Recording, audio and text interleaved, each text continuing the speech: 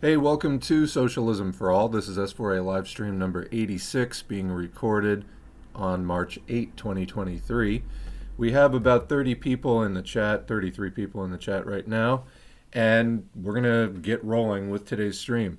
So I almost didn't stream today because I had something come up, but in fact I am going to stream. We're just going to cut it a little short, so this won't be one of the 3-4 hour ones. In fact, you know what I had been doing, why the streams got longer recently, is I was doing 2 streams in a week and kind of spreading it out over 2 sessions. Um, as sort of unwieldy as 4 hours is for one sitting, it was having less impact on my week to just sort of do it in one shot. So that's why recently they've been big lumps of like 3.5 or 4 hours. Um, I'm not sure that we're going to do a second one this week. Instead, I just kind of wanted to check in and, do, I don't know, maybe hour and a half, 2 hours of stream. I didn't really pull articles. I have articles that I have pulled for a COVID update in the near future, but I'm not done pulling the articles, so we're not ready to fully dive into it. Usually on the first stream of the week, there's a lot of questions and topics coming up in the chat because it's been a while since we streamed. So, that's probably going to be most of the stream today, but I have a few things that we can fall back on in case nobody has anything coming to mind. We can do some COVID stuff. I have a couple of other things as well for sort of just pure entertainment value. So let's see. Going up to the beginning of the chat. And, well, you know what, actually, before we even get into the chat, what's new on the channel is we finished lesson 4, and therefore the entire thing of Arling Activista Activist Study by the Communist Party of the Philippines. That has 4 lessons to it. The lessons are the basic revolutionary attitude, revolutionary study and proper analysis, the mass line, and democratic centralism in the committee system. Put together, they are 2 hours and 9 minutes roughly. So I encourage everybody to check that out. A lot of people go for the streams. Not as many people go for the audiobooks. That's a problem. You need to do the reading. And, not just sort of check in for drama or other people's opinions. Drama is virtually worthless. Other people's opinions can have some value, but doing the study is paramount, and I can tell how many actually committed people are watching the channel by that. We also put up 2 more chapters in Anti-Düring by Engels, Part 1.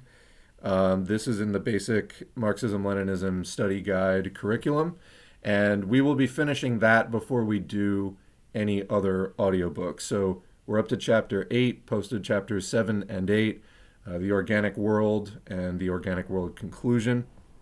We'll be finishing that. I think there are 14 chapters in it, so it shouldn't take too much longer. And then we will proceed with the basic Marxism-Leninism study guide playlist, which is linked in a pinned comment on both of those. A lot of people have been asking for value, price, and profit. And it's in that playlist, but I want to do it in order. So once we finish Anti-Düring, which, to be honest, is not my favorite work. I mean, parts of it are very good.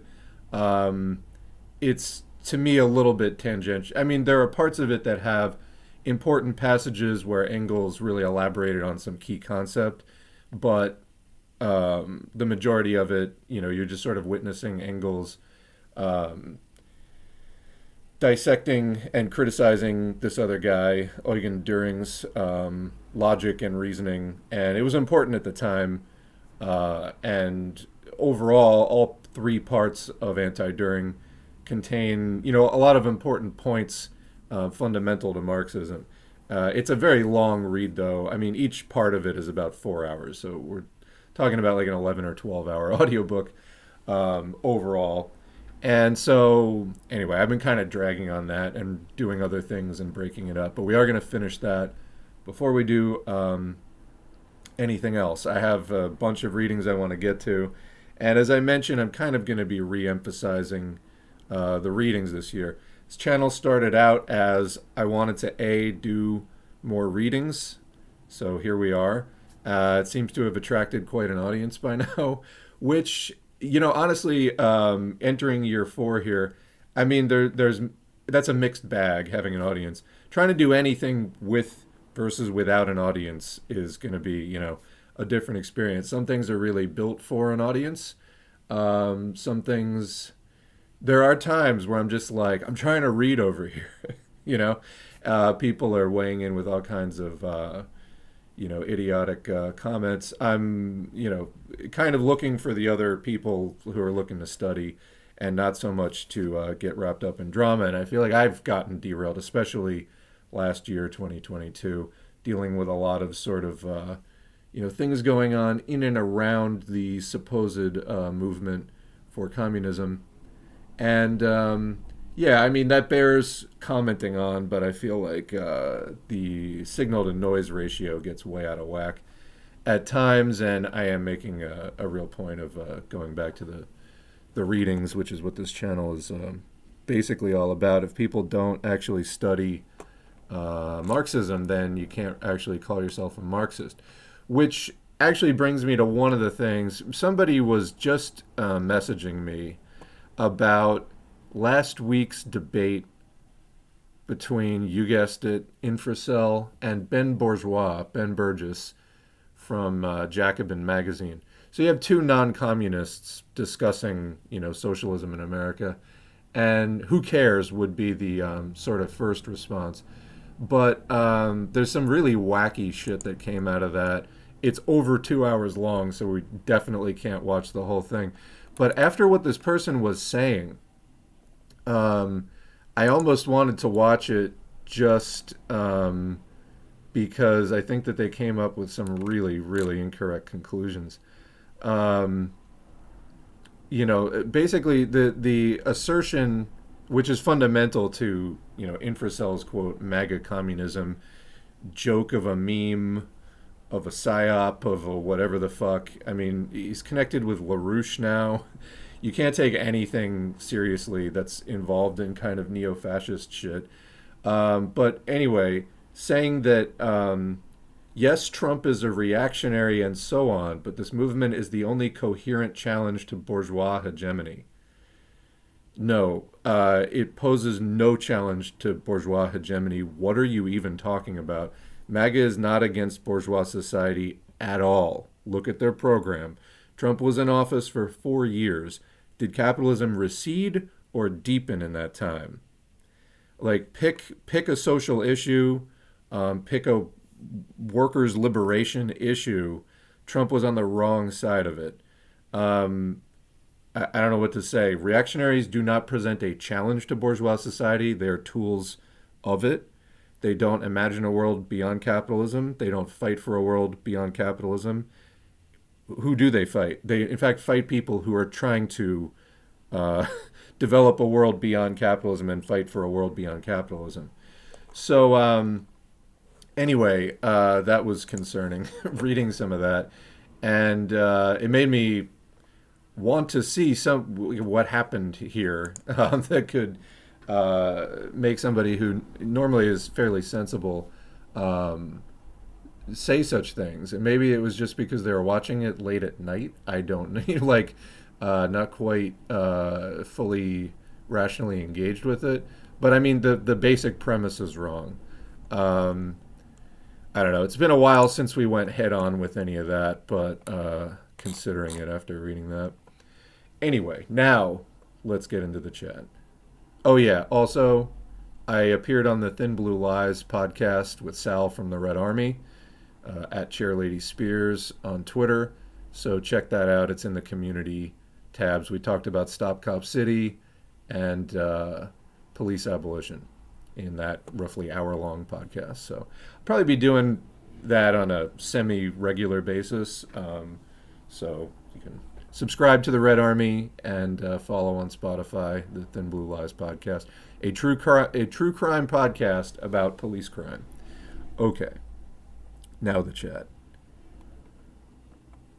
All right, hello everyone.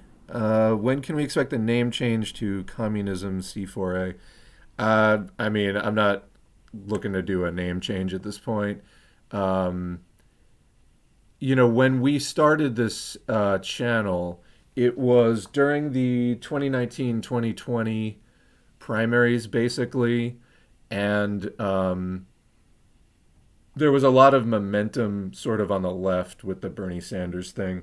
Unfortunately, Bernie is a betrayer, backstabber, rallied people by the tens of thousands in stadiums in cities across the U.S. who want some kind of major change, to differing extents, but took all of that energy for change and then fed it into the complete dead end of the Democratic Party.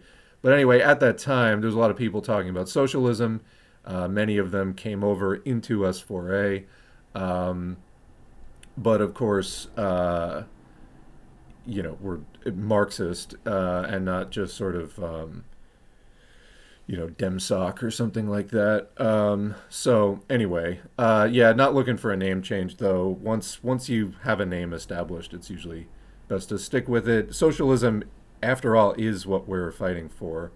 It's the transitional stage, and it's where you start from, and it's perfectly valid, even in a communist context. So, yeah. Let's see. Yep, International Women's Day. Happy International Women's Day. We just had someone put giant swastika banners around underpasses in the city I live in. Sorry to hear that, and I hope that your left gets that under control soon. Somebody posted a link. Just saw this earlier today. Let me take a look. Front page of one of Australia's leading... What? Let's see. It's loading now. We're months away from Lindsey Graham saying, with American weapons and money, Australia will fight China to the last Australian. Yeah, so this is from The Age. Australia must prepare for threat of China war. I mean, so reactionaries in Australia have been going on about China for a long time because, of course, Australia has its origins as a penal colony out of England, and so it views itself as sort of more connected to Europe and the British Commonwealth and all that. But of course, the reality is it's geographically closer to another major power, of course, being China, which is gaining influence within Australia, and of course the reactionary xenophobes, etc., are all freaked out about it. It's not. Yeah. Anyway, so I'm unaware of what I haven't read that article, so I don't know what specifically is going into that push. But I mean, Australia is a little bit like a mini USA in the sense of they also have kind of a crazy far right evangelical movement and like literal creationists and things like that in a way that most countries do not have. It's still smaller than the US's, but there are elements where the Australian right tries to imitate the US far right, like far fascist right. And yeah, the anti-Chinese stuff is something kind of par for the course. I don't know. I haven't read that, so I can't really comment on it yet.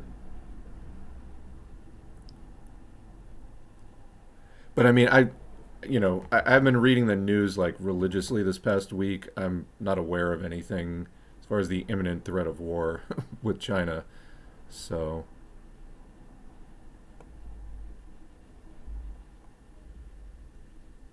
want to thank you for encouraging me to join my local DSA. It's encouraging to see how radical they are. Yeah, that's going to really vary between different DSA chapters. What I really want to encourage people to do is not to join DSA specifically, is to get to know your local left. A lot of times the only thing going on in an organized way is a DSA or a Green Party chapter. Those are two of the bigger things that are sort of on the vague and general left. Some of them are going to be more socialist, even with communists in it. Some are not. But until you get out there and kind of find out what's going on, you're not going to be able to know. I mean, I say this because people do need to get out there and not just be online and things. Also, if there are projects going on in your area, probably the people who are already involved in a big tent movement like that, like a Greens or DSA, are going to know of other projects. Like they're not just doing that, but they're also connected with other stuff. So if you want to find other projects going on in your area, that's kind of a good way to do it if you're really out of the loop. But I mean, you know, I a while back, I mean, I have been to DSA meetings that I felt like were too lib for me to really like get involved with at the time. This was a little while ago. I have also seen DSA doing really useful work. So it's a mixed bag. It depends on like your area and all of that. You know, I really haven't been, and that's getting to know your local left. Because the thing is, you know, this is a Marxist channel. People get confused. Why are you not endorsing some specific Marxist thing? I don't think that there is a specific Marxist thing that I would like to endorse at this point. Most of the parties are small. They're not active in every area. So if I endorse it, it's kind of, you know, pointless. You know, there was a lot of pressure to, well, anyway, everybody wants, you know, the people with any audience to to endorse this thing that they're a part of or that thing. And the reality is I don't feel like I can endorse any of the things, so I don't. You know, if you want to go and check out what your options are in your area, you're welcome to do that, obviously. And, you know, I would never try to hold somebody back from that. The thing is, you know, a lot of the things out there, even that say that they are Marxist, may be revisionist.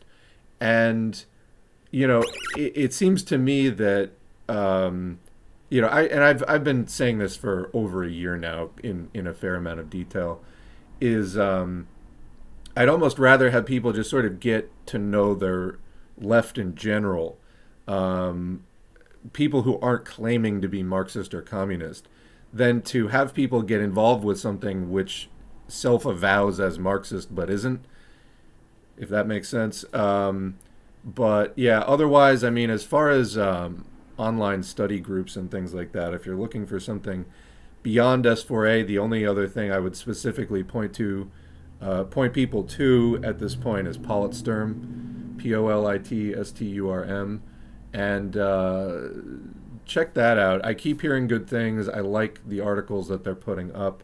They are international. They're based out of Russia and Ukraine and I think Armenia. And there's also a US section. So they have an English-speaking channel. They have a Russian-speaking YouTube channel. The Russian channel is much bigger. It's 50,000. Yeah, so far I like what I see out of them. So if you want, you know, a Marxist club or study group, that's a decent option. They are also of the opinion that there isn't sort of the party we need. And I don't know that they specifically refer to themselves as a pre-party formation.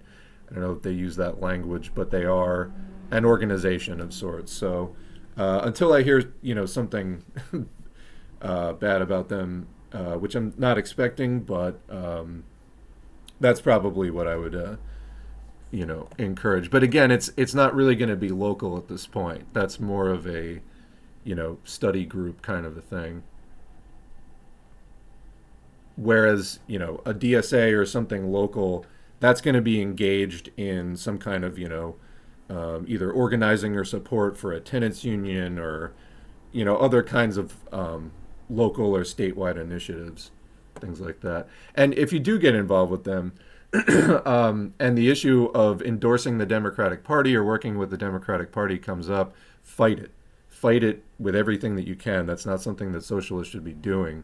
Socialists should not be, there's just absolutely no room to work with the Democratic Party. We should be fighting the Democratic Party.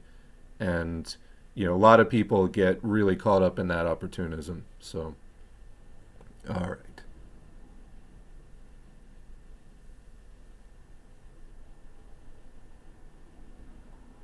Do you know all the countries that became socialist in the 20th century? I mean, there are, uh, yes, although there are countries that referred to themselves in some way as socialist, but others debate whether it was actually socialist in a Marxist or specifically Marxist Leninist way. So it's a mixed bag. There's a lot of countries that refer to themselves as socialist, but from a communist perspective, were they doing the kind of socialism that we would we would agree is socialism is sort of a different question. Can we talk about the U.S. aggression towards Mexico? I'm not sure exactly what you're talking about. The U.S. is happy to exploit Mexican labor while sort of, creating a lot of national prejudice against Mexico. But other than that, what are you referring to specifically? This incredible account of events at the Cop City clash could make a good addition to today's stream. Very different account of events than told from ABC. So all I know about that so far is I retweeted something where somebody said like a cop went in and just flat out threatened to kill people. So let me see what that was specifically. This is from at just underscore some fucker on March 5th. Name is just some fucker. Quote, I swear to God I will fucking kill you. That's quoting a police officer, specific agency unknown, in the living room of the Atlanta forest tonight with his sidearm drawn. Continuing, quote, come forward with your hands up or you are going to get shot. I don't know how else to put it. You're going to get hit with a bullet, unquote. Another officer about 7 minutes later. Several folks have been arrested. It's not safe to leave. Phone battery is getting low. It's going to be a very long night. Brought in a bunch of riot cops in a show of force. So anyway, I'll post a link to that thread. I'll put it in the chat right now. But anyway, looking, that Tumblr thing isn't loading for me, so I don't know. Thank you for the link, but I can't seem to read it.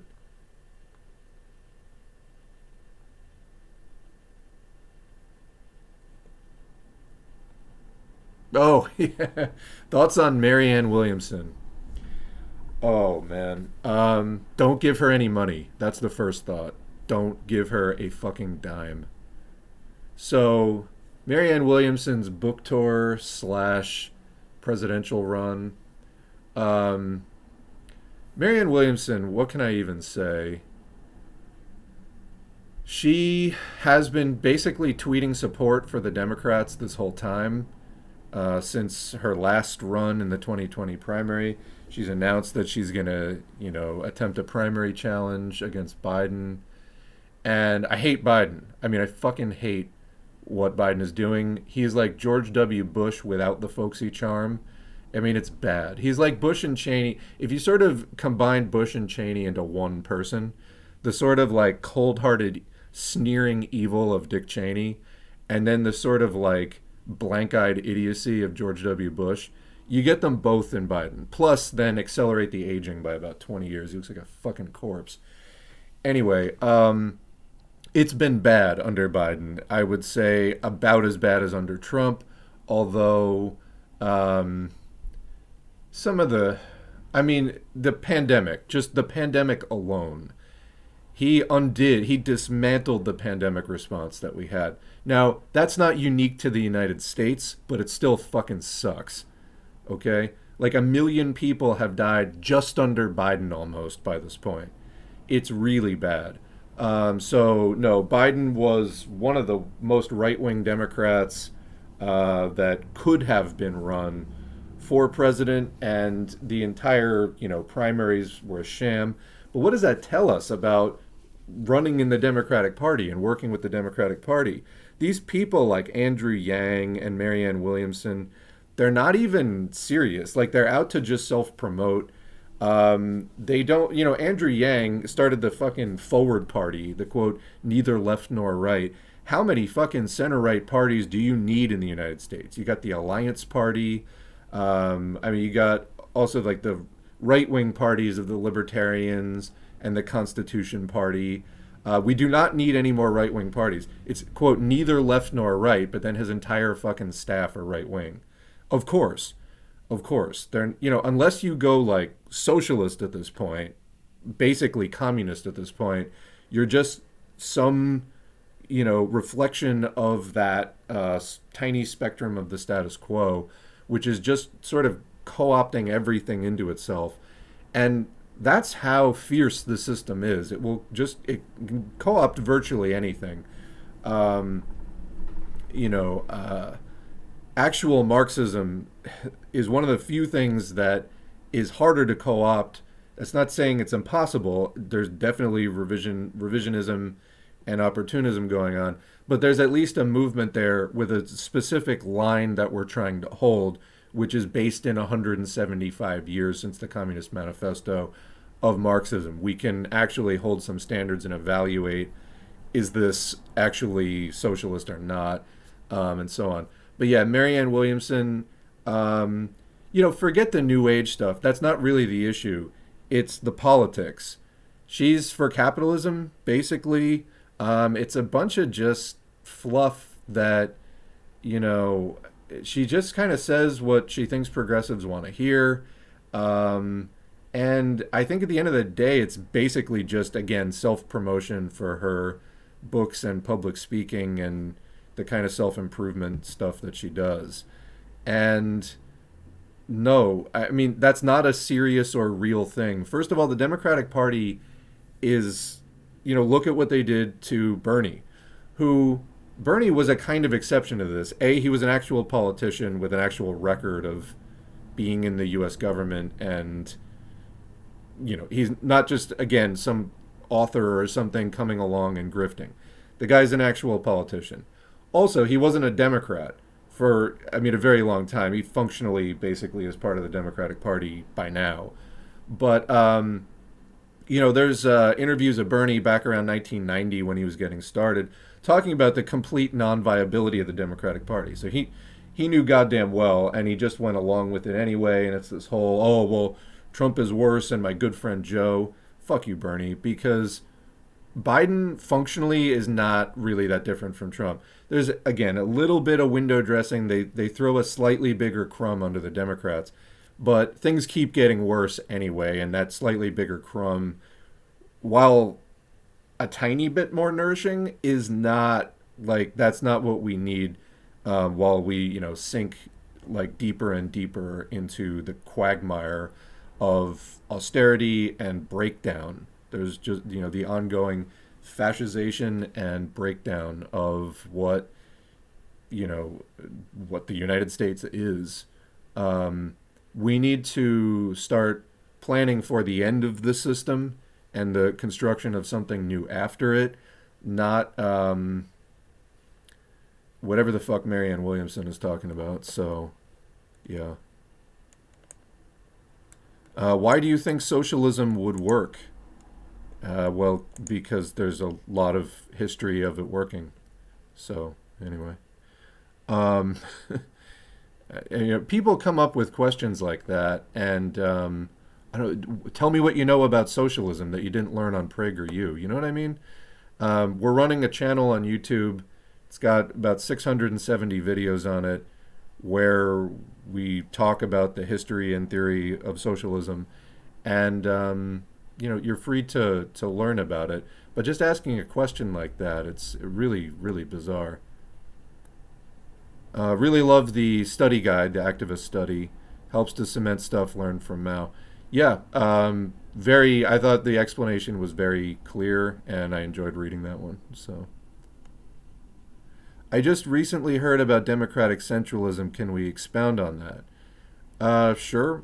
So there's a number of texts that we have on the channel about Demcent or democratic centralism. So, and actually, Luna Oi, another YouTube channel, who is a Vietnamese communist in the party in Vietnam, um, at least as far as I understand, she did a good explanation of it recently as well, explaining the relationship between democracy and centralism. Um, the idea is basically that things get discussed through a process within the party. That would be the democracy, is there is free and open debate of ideas. But then once there's a decision made collectively by the party, everybody has to respect it. And so this has different manifestations slightly in different parties as far as the ban on factionalism and things like that, because, there's something of a spectrum between not agreeing with the decision that the rest of the party, the majority of the party, came to, and but still upholding it anyway, and then disagreeing with the decision that the rest of the party, the majority of the party, came up with, and really working to try to undermine it. In other words, if you're in a situation where it is majority rule and you are in the minority on a particular question, you have to, in good faith, engage with and try to uphold the party's decision and not try to sabotage it. In other words, you have to keep an open mind towards it. If you're fairly certain that it's not going to work, you can try to at least mitigate the damage that it's causing. But again, you can't sabotage it. It has to be, you have to kind of, allow it to run its course. And so it's the dialectic between democracy and people being allowed to have input, but then also the centralism of, like, once that decision goes into effect, sticking with it and abiding by it, even if you're in the minority. So this is something a lot of times anarchists will have issues with. And so it's not always simple majority rules. Like, different groups will make decisions on different questions using different standards. Sometimes it's just 50% plus one. Sometimes it's 60% plus one. Sometimes it's 70% plus one. Occasionally, on some issues, there may be unanimity required. And as you get into, like, the sort of ultra-left anarchist stuff, you'll see more and more emphasis on consensus. Like, everyone in the group has to completely agree, otherwise the group can't move forward. And anyone who's worked in a group like that will tell you, the bigger the group gets, the more unfeasible that becomes, because if you have 9 out of 10 people who agree on something, but the 10th person doesn't agree, trying to get that consensus can be difficult, and it can take, like, a lot of time. So democratic centralism is in part about that balance between having democracy within the party, but also having unified action once the decision is made, and not having the minoritarian interest, forming factions that try to undermine the party and things like that.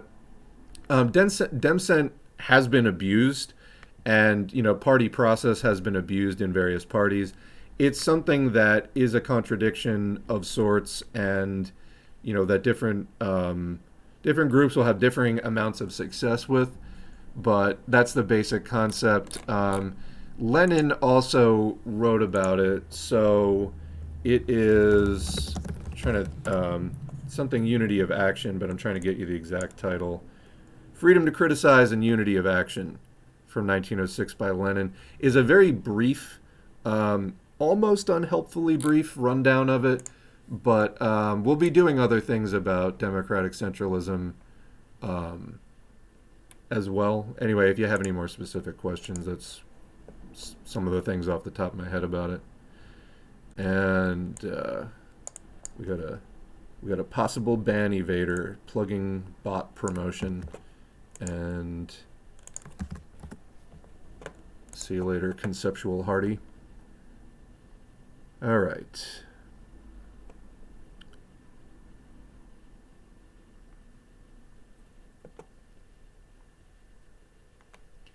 So somebody's pushing back on the notion that drama is worthless.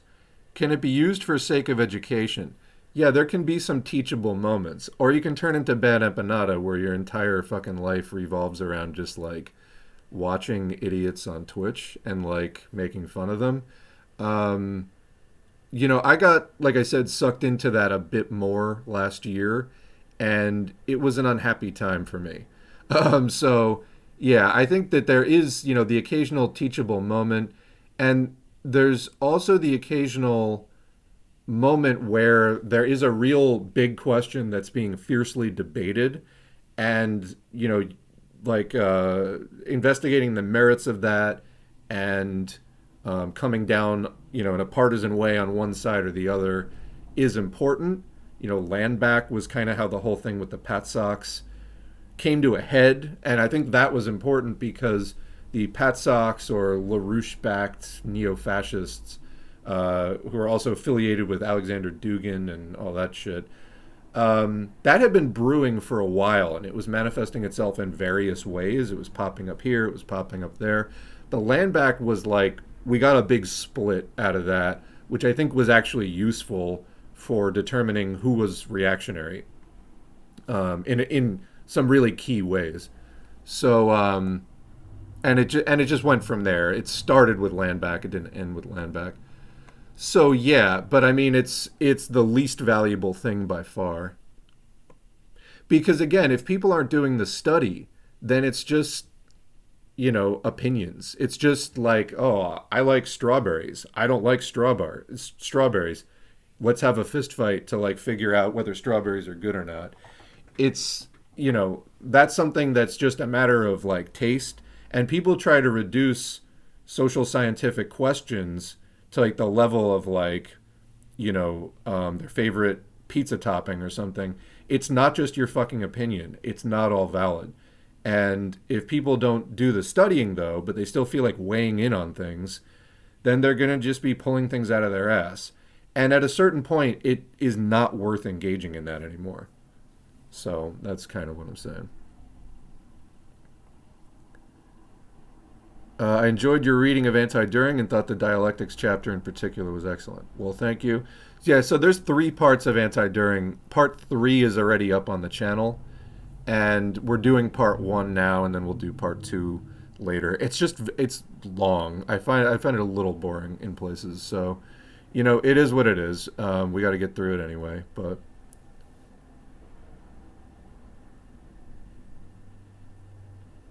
As a musician, I really felt you can't do certain things without an audience in my soul.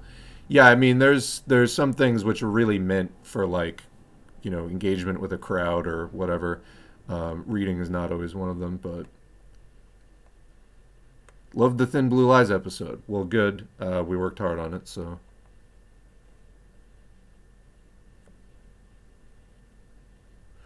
Lenin definitely went in on the drama of his time. So this is, I think, actually something that ought to be clarified. When Lenin was criticizing Kautsky and other people, those were people with real power, claiming to, in governments and things like that. So that's more than drama. That's actually talking about politics and leading a movement and endorsing a war, like World War I or not. So you gotta separate out, what is like streamer drama from what is things with actual consequence. That anyone goes on to debate Infracel blows my mind. He is incredibly rude and will always say he won. Yeah, he's also fucking batshit insane. And he works with LaRouche and like other... It's every sign of like bad faith nonsense that you could imagine. So there's a video I did on my channel... which is, let's get it back up. To me, it's about all you need to know about Infracel. The title of it is, where did it go? Oh, S4A comments on Infracel's "We have already been living in socialism for a long time now," plus America. So this was a tweet he made about we're already living in socialism, and the only reason that people think we're not is because of a neo-Gnostic heresy, blah, blah, blah. I was like, you think we're already living in socialism? And then if you break this down, the argument he's trying to make is that production has been socialized. Just read the Communist Manifesto, bro. Yeah, except what's the key thing? Production has been socialized under capitalism. It's no longer, small artisan, individual craftsperson production. And now it is factories and parts are being shipped from country to country internationally. And so, yeah, by the time you get a finished product, many people have laid their hands on it and participated in that process. While production has been socialized, that doesn't make it socialism because property hasn't been socialized and profit hasn't been socialized, which are linked. In other words, the ownership of the means of production hasn't been socialized. So no, we're definitely not living in socialism. And then I remember all of the infracel chuds trying to defend that with like, oh, look at this section of the Communist Manifesto. Yeah, you mean that section of the Communist Manifesto that you're looking at and not understanding? Yes. I mean, this is not like up for debate. That there's a very clear meaning. Like, if we were already living in socialism per the Communist Manifesto, why would we need the Communist Manifesto? Like, it makes absolutely no logical sense. None. Anyway, and then the rest of the video was the only time that I did a response to one of Infracel's streams, where he's talking about, like, it sounds like some sort of, fever dream of, like, some video game he played, plus some, like, half-baked high school history shit, and talking about how George Washington was America's Mao. What the fuck are you talking about? It's a joke. I mean, it's a joke. That's why I introduced it with circus music. So anyone seriously listening to that and unable to identify the immediate glaring flaws, I'm not talking about disagreeing on this issue or that issue. I'm talking about he might as well be farting into the microphone when attempting to talk about Marxism. He has no idea what he is talking about. Absolutely none. It's that simple. Like, it really is that simple. So I don't even, he could pretend to be anything, but he's pretending to be that. And that, all that tells me, especially that, I think he's a grifter at best, but more likely a plant, especially given the LaRouche connections. And it's incredibly bad. I can't believe people watch it, but this tells me that they're coming for the word socialism. It's just another push by the right wing, which he comes out of that incel manosphere type of place. Gym cell, like, looks maxing incel shit. And that's his bag, that's where he comes from. So this is the right wing just trying to steal Marxism. That is a prelude to fascism.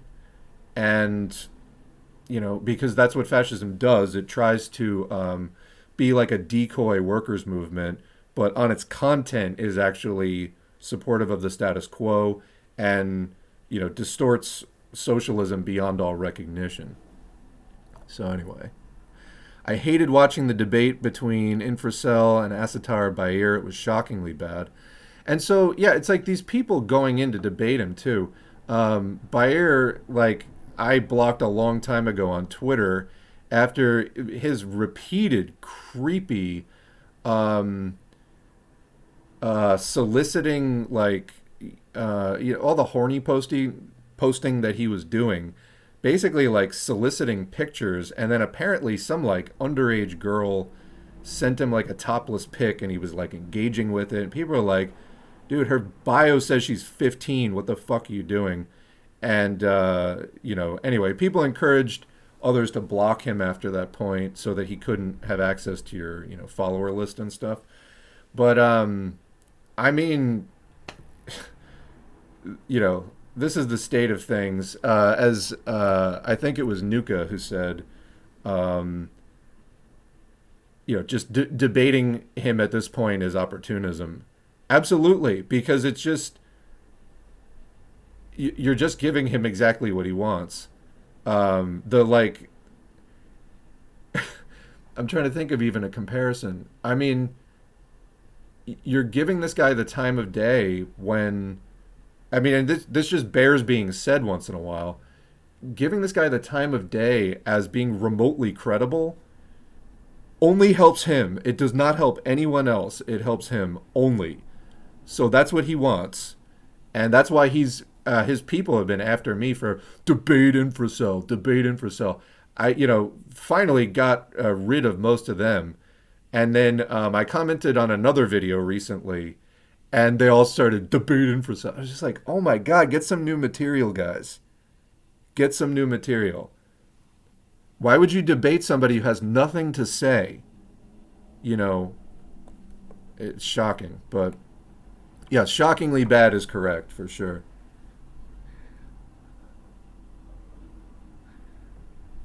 I think he was onto something by trying to talk to quote working class reactionaries, but yeah, have all right. Let's continue. But he basically has flung shit at the wall and records himself. It's always a hard watch. He doesn't know what Marxism is, so I don't know what you're gonna get out of that. Like he's incredibly bad at whatever the fuck it is he's trying to do. I don't know like what anyone thinks they're gonna get out of that. He's right wing. His audience is incredibly obnoxious. Yeah, they're a bunch of fucking fascist chuds, as should be obvious by the way that they engage with everyone else and the political content of the things that they say. Hey, first live stream, love your audiobooks and commentary. Welcome.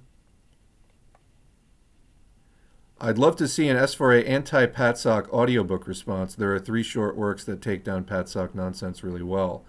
Politstorm just put up an article about it. I mean, there's a sort of inherent patriotism to Marxism-Leninism, but not in a bourgeois sense. There's no additional need to say patriotic socialism. It's included in the concept. But what these fascists say is they're trying to like merge bourgeois socialism and nationalism with, they're trying to merge bourgeois patriotism, bourgeois nationalism with socialism. You just get fascism when you do that. It's not like a thing that's actually going to work out for you. But again, it's coming from LaRouche. The guy is an admitted saboteur of the left for, decades, or was. He's dead now. But as far as an anti-Patsock audiobook response, were you watching the channel last year? Because I spent an enormous amount of time talking about this.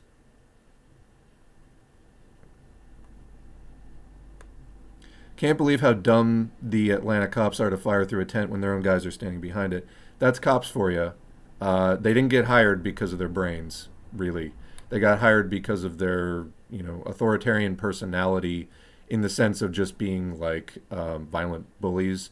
Being racist helps as well. The more that you buy into the mission statement of upholding U.S. empire within U.S. borders, yeah, that's going to get you. The U.S. has basically no standards on like becoming a cop. Any other profession where life and death may be involved, there's usually, higher criteria for who makes the cut. They actually kind of hire the worst. When somebody, says that they're a cop, it's like, oh, bottom of the barrel, human material for the most part. And, just raising the standards on that, like, for example, if you were to require, like, an associate's degree, 2 years of college to become a cop, I mean, would you maybe filter out the people with the, absolute worst tendencies? I mean, this is a system problem, and this is one of the things that we were talking about. I would need to see more data on that because the function of the police is the basic question. What are they there to do? And they're going to do that regardless. They're just going to find different tactics, basically. Now, tactics are something of an issue as far as people getting gunned down in the street. you might want, it might be in our interest to have cops who might stop and think before doing something that's probably going to haunt them for the rest of their lives if they have a conscience versus somebody who's going to just, shoot first, think later. Um, but one of the problems that we were discussing on the question of reform versus abolition of police is that many of the reforms end up strengthening the police in the end, whereas abolition is more of a quantitative, just reducing the amount of policing. The reformism as reformism, because there are some reforms that um, are more quantitative, negatively quantitative in nature and reduce the amount of policing. But reformism per se tends to take the inherent assumptions that we need all this policing and all the policing is a good thing. We just need to slightly change the way that we do it. I mean, you need both. Like we need to change the way that it's done, and we need to reduce the quantity of it dramatically. We need to get rid of it. So, like traffic stops, for example, traffic stops could be done not by police, not by people carrying a loaded weapon, for example. They could be done, by non. There's like a lot of things that police do that police are completely the worst possible figure that you could be sending out there to do that job because it escalates into violence constantly because that's basically cops' job. They're law enforcement. They are sort of violence walking around. When you send them into situations, that's likely the outcome you're going to get is more violence than you had before you sent them in. So there's many, many things that they should not be involved with at all. So this would be part of police abolition is, well, first of all, decriminalizing a number of things. And then also, even for things that you want some control over, some control of for the sake of public safety and things like that, not having cops do them because the policing is not actually making people safer in many, many cases. So, and you see people who have been through the system. There's a lot of people who are repeat offenders. Interacting with policing didn't stop them from committing another crime. So the police aren't really out there solving problems for the most part. It's just, enforcing some of the interests of the ruling class.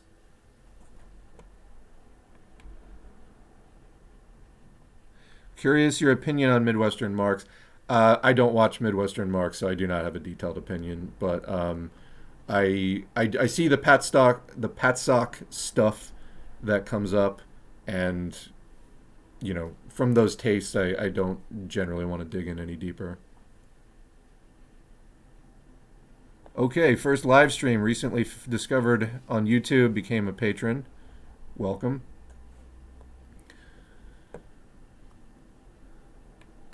Australia has aspirations of being a regional hegemon in the Asian Pacific. Good luck with that. I mean, like, so much of Australia is uninhabited, and I think if that was going to happen, it would have happened by now. But that's like, we did a thing about, war with China over Taiwan a while back. Australia has, what was it, AUKUS? AU, UK, US. Australia has entered into an alliance, like a military alliance with the U.S. and the U.K., and they're thinking of like outfitting Australia with like nuclear submarines, and so to the extent they're never going to be an independent regional hegemon. If that ever happened in the near future, it would be as a puppet of the U.S. or something like that, which obviously already has influence, but China is the more sort of logical, dominant power in that area as things stand currently. It's been really good learning more about organizational strategy on top of a lot of readings. It's been really helpful in utilizing the principles in a way that reinforces theory. Good. Yeah, I'm glad to hear that. That was another thing about, the whole infracell thing a while back was like, hold on a minute.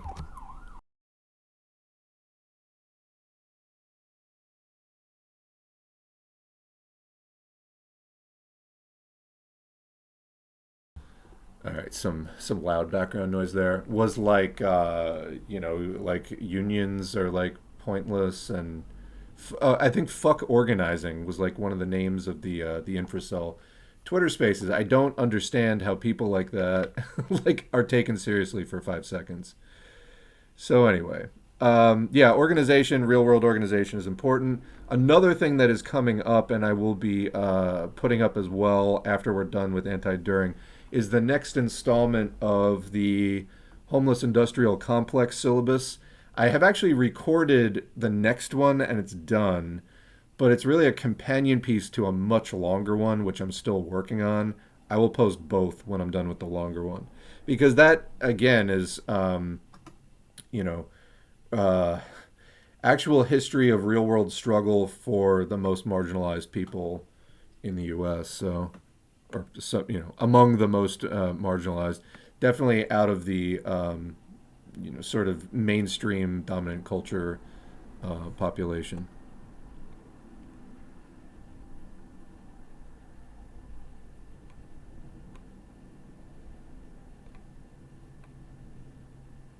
Thank you for your effort. I listened to the audiobooks during my shift at work through the radio. Well, good. I am glad.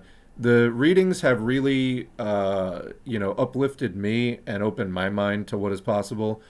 Growing up in the United States and just the anti-communism from every single corner. When you try to imagine something beyond capitalism, it's just like endless doors being slammed in your face.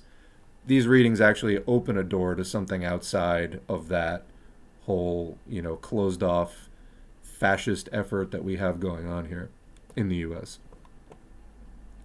I hope to find more modern Marxist, Leninist, Maoist strategy. Well, go to foreignlanguages.press. They have lots of it. I plan to do a few more of the foreign languages published. So again, FLP, foreignlanguages.press, Press.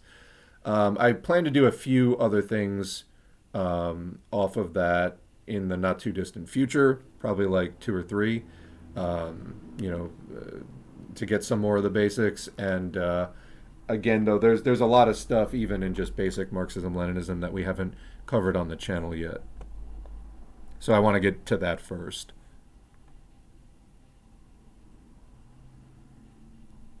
There's a few good Australian YouTubers who illuminate what the situation is like over there right now.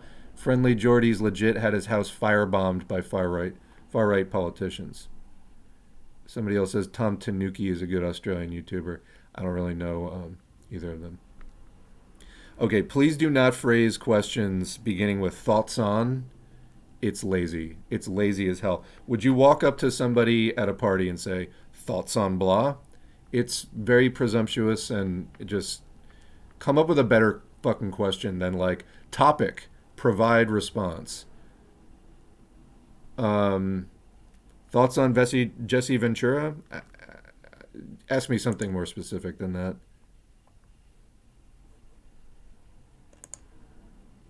My DSA is mild, to put it nicely. The other lefty org here is anti-cop, help the houseless, but that's about it.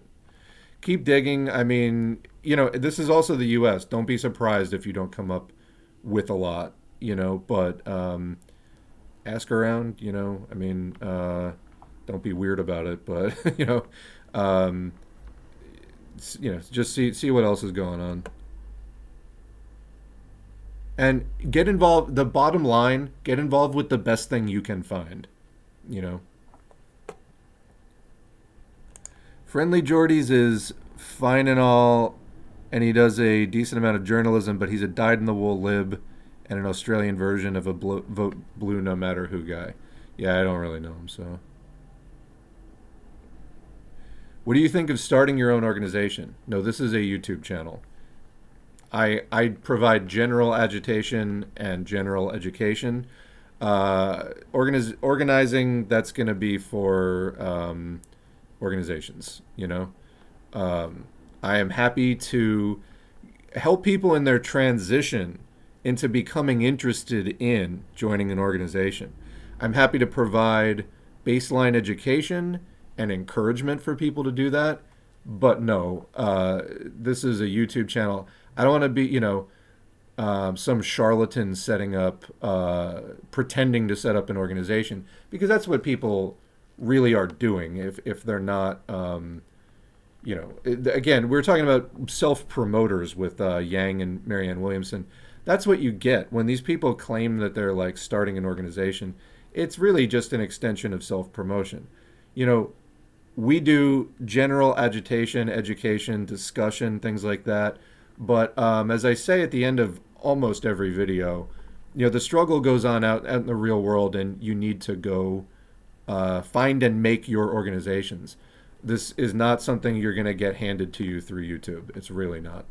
It's really not. And I don't want to give people that impression, and then you get people like the Caleb Maupins and things like that setting up a, quote, organization. And turns out it's just, to cover for his spanking fetish and to feed people into the right wing. Don't trust shit like that. Find real organizations that are actually,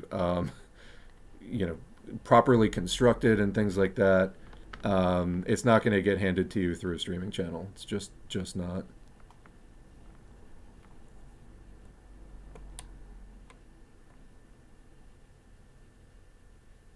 I think we really have to talk to actual people. Well, hopefully we are all actual people here. I know I am. And build towards Marxism. Yeah, I mean, this is where the, broad-based agitation and education comes in. For people who are disillusioned with the state of things, whoever provides the most compelling explanation is going to get the most people overall. And this won't land with everybody, and that would be ridiculous to think that. Some people really are just too simple-minded to just never see past a Jordan Peterson, or whatever it is. It's just too baked into their souls, and they're just not interested in doing the personal work to question their own sort of selfishness and whatever privileges that the system gives them, particularly if they're like a white cis Christian male. There's a lot of people who are just too motivated to like not change and not question it, but there will be plenty who are. And so again, doing broad-based agitation, education, getting people excited about the topic. But if you want to go fight for this stuff in the real world, that takes real world organizing. So, and you're just not going to get that through YouTube. Anyway, even Mao didn't have to say cooperatives to get masses into self-organization. Well, I mean, there was a long civil war being fought in China. I mean, people were having to make life and death decisions about which side they were on. And it went on for decades. So the reality is that, people will oftentimes put off making these partisan decisions, what side am I on, until like they're really in, like kind of forced to by circumstance. And, saying that Mao didn't have to say cooperatives to get masses into self-organization, I mean, even that statement is only semi-true because, I was just promoting that Space Babies video, for example. It's about a year old, but I've just finally got around to watching it. That was actually very well made. China's Socialist Construction and Defeat, I think it was called. The channel is Space Baby, though. Anyway, no, they talk there. Even after the Chinese Revolution, there was a struggle against capitalism, which eventually arguably was, lost. China is, again, and, I think about this a lot when the question of China comes up on this channel. People seem to be about split 50-50. I think China has made marked departures from what they were doing. It doesn't mean that China is exactly the same as the U.S. or something like that. It doesn't mean that. They have a different system. They're building their capitalism on top of actual socialism, and there are still many vestiges of that socialism around, which I think is what's so confusing for people. Normally, when social democracy occurs, it's built on top of, as in Western Europe and in the U.S. and Canada, etc. It's built on top of free market capitalism. So you go from like totally unregulated capitalism to regulated capitalism with some social programs and redistribution and workers' rights formally mediated through the government. and other similar concessions.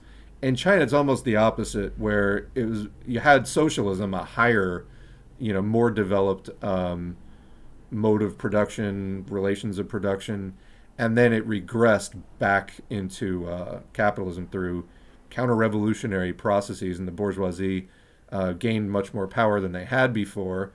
And I understand the argument that people make as far as China was concerned about not being able to keep up with computing technology and this and that. First of all, I don't know that that was a strong motivator back in the mid 70s when this was being considered. But people say that now, as far as like, why is all this Western capital being allowed into the country, and the Communist Party of China has it under control. Well, for how long do they have it under control? Because capital invests to get richer and gain in power and strength and size, and at some point they're just simply able to reshape society completely to fit their needs. At which point, you don't. But anyway, okay, so they've allowed this capitalist development in order to build up their means of production, basically, to get better technology from outside, which is something that the USSR struggled with in some ways. And okay, fine. But I still think, even if you find any validity in that argument, and I do find some validity in that argument, they still have undone aspects of their previously established socialism that you just can't justify. So I think both are true. And where China ends up is going to be, ultimately decided by history. But yeah, anyway, that was a very good video. I don't think that China is like a neat and easy story to this day. But the private sector in China has been growing at a huge pace. If, the proletarian-led CPC is still in power, for how long is kind of the question. Because capital really, they don't keep investing if they're not growing. So that's really the concern. And again, you can already see changes in China over the last few decades that I don't think actually are. You can see some things that might be justified as far as that, gaining technology thing. Again, I've never gotten a detailed breakdown. Many people just have a kind of a propagandistic level of understanding of all of this, and they just sort of pick a side and cheer for it, and there's not a lot of evidence supporting this or that. As far as why this couldn't be done under, not through the private sector, why it had to be done, in under capitalism, I don't. that's often not very well supported at all. But even if you hold that it's possible that some of it is serving the sort of greater long-term good, there's still things about it that aren't. So, again, both in a sense can be true. Anyway,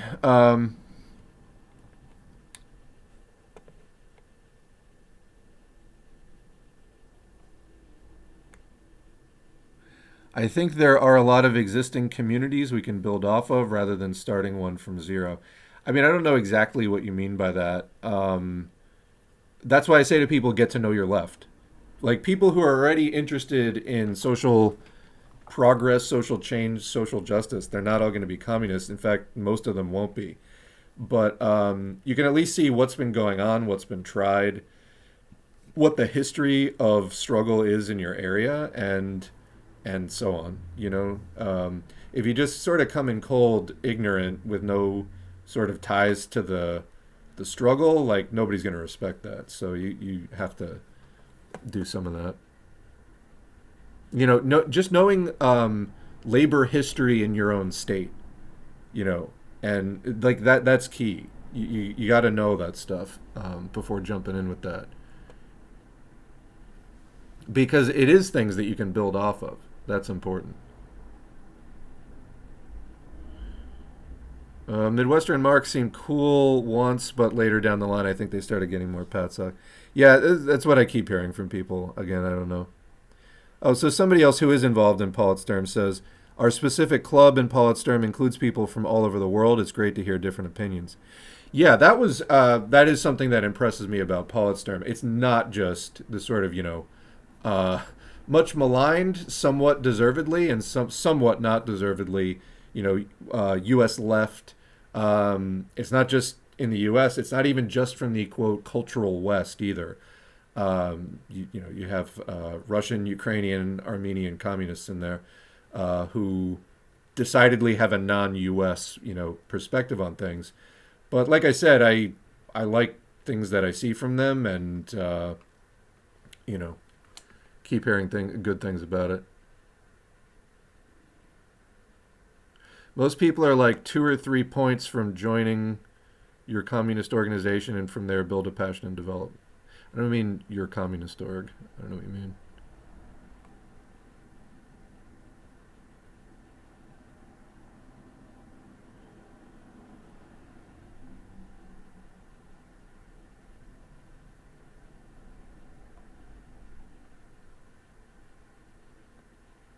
Oh, on the Mexico thing, U.S. lawmakers have been talking about invading Mexico over nationalizing their lithium industry. Uh, my guess is that's sort of empty chatter. I would be very surprised if the U.S. was actually looking to go to war with Mexico. I don't actually think that. I would consider that unlikely, and I also haven't specifically heard that, but I don't know.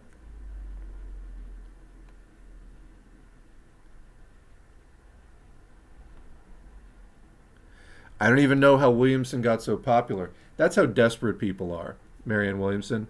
Um, she, I think, would be a terrible president. You know what I mean? Like, and I mean that even from like a socialist perspective. Even for the overall, task of, uh, preparing for tearing the system down, etc.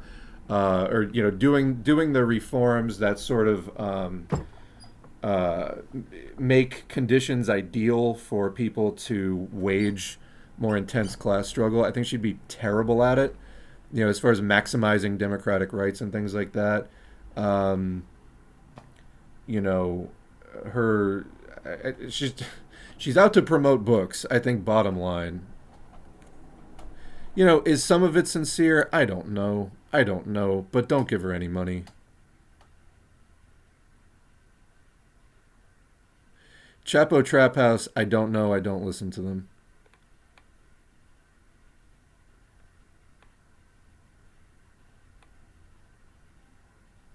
How can the cops literally announce they're premeditating murder against a bunch of people sitting in trees? Welcome to the U.S., my friend. I mean, honestly.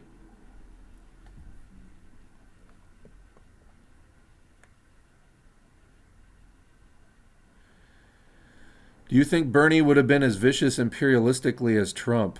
Um, I think that I don't know. Um, here's my interest, I guess generally. Um,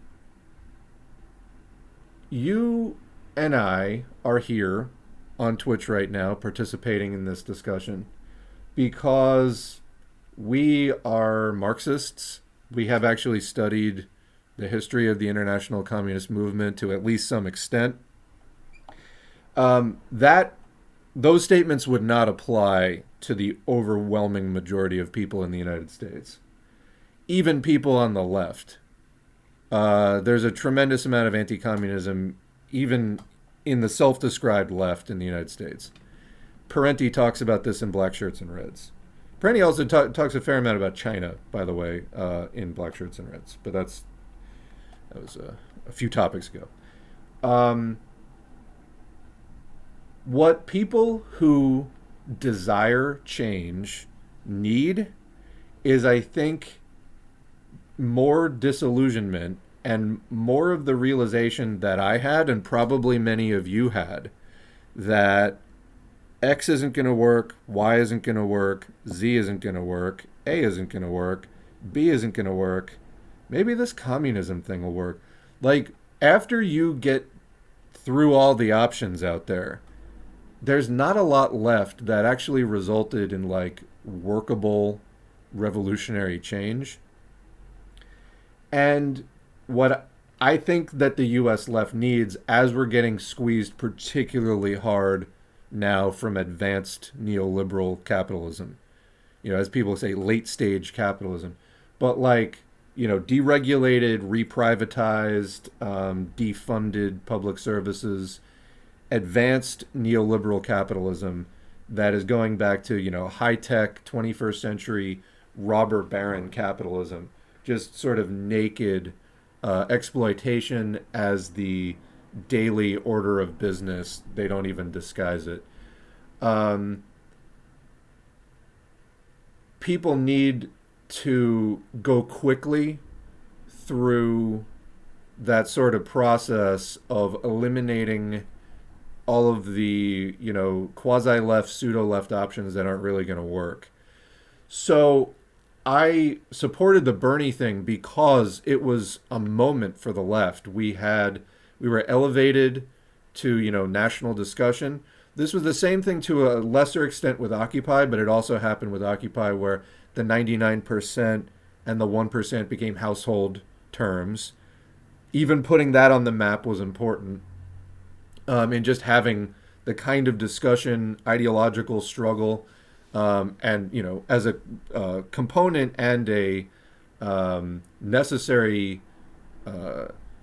precursor for, actual class struggle of other kinds, not just discussion, but organizing. So I think that the Bernie thing moved all of that forward. What I think we need to do is keep moving forward until the U.S. left and then the U.S. working class as a whole is completely stripped of illusions, or at least as stripped as they can be of all of these illusions. The idealism about, oh, we can keep the system but have it be the way that we want. No, we fucking can't. And we're going to have to do the really hard things to get to a point where any of this changes. So, the Bernie thing was useful in rallying people. Hey, do you want change? Do you want change? Oh, look, the Democratic Party completely fucked you over. Okay, well, that's not going to work. Although some people still think it will. And I don't know what it's going to take for these people to see that the Democratic Party is a complete dead end and a non-viable option. But some people still haven't seen that, and I don't know, some people never will. But enough people have seen it that it's like, okay, well, what do we do now? And people are trying all this sort of grifting right-wing opportunist crap, the contrarian populism shit, that's sort of embodied in Trump. Well, Trump was president for 4 years. Did things get better or worse? Clearly worse. So that's not going to do it either. So I'm for whatever steps keep stripping people of these illusions, but trying new things. And when people say, let's try this, okay, let's do this scientifically. It's already been done in other countries, but you don't know an ounce of history, so fine. You need to do it for yourself. You need to see with your own eyes.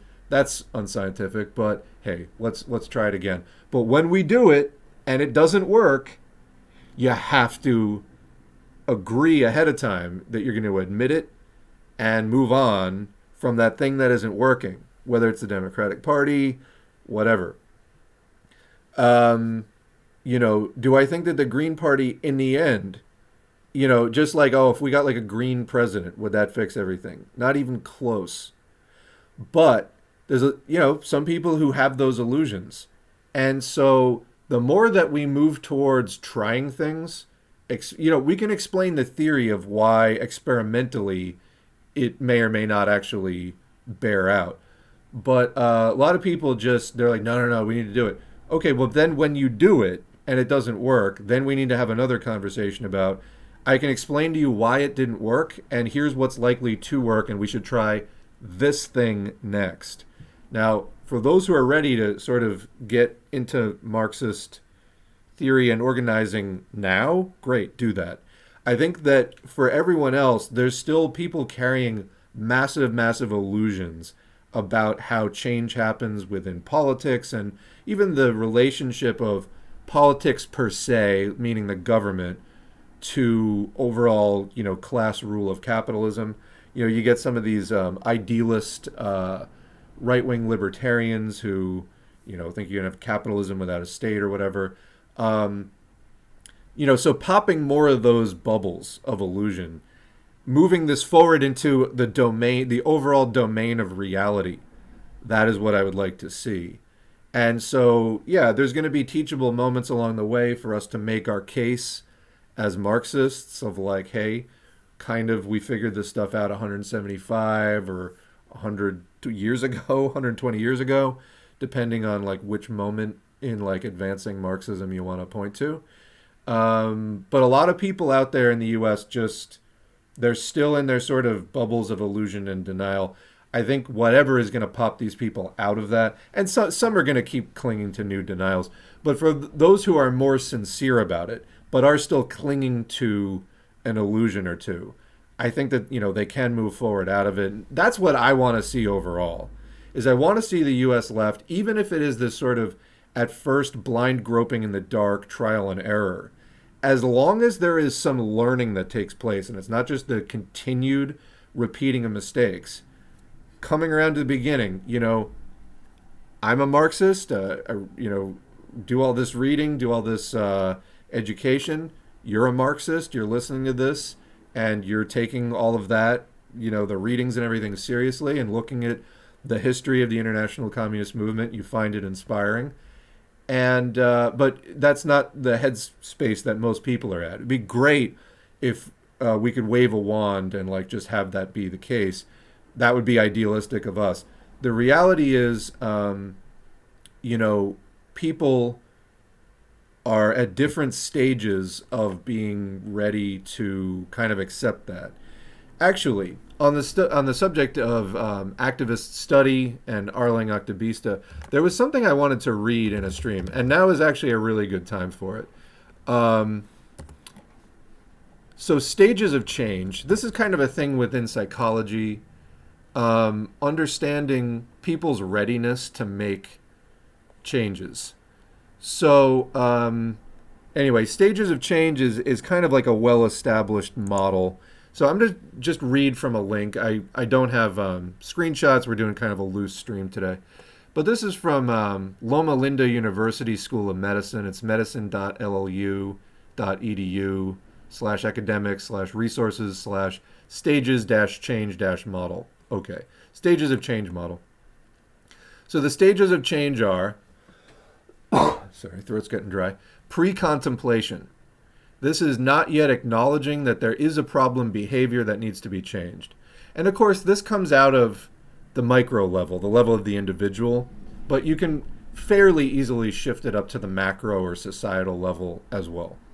So you have pre-contemplation, not yet acknowledging that there is a problem that needs to be acted on.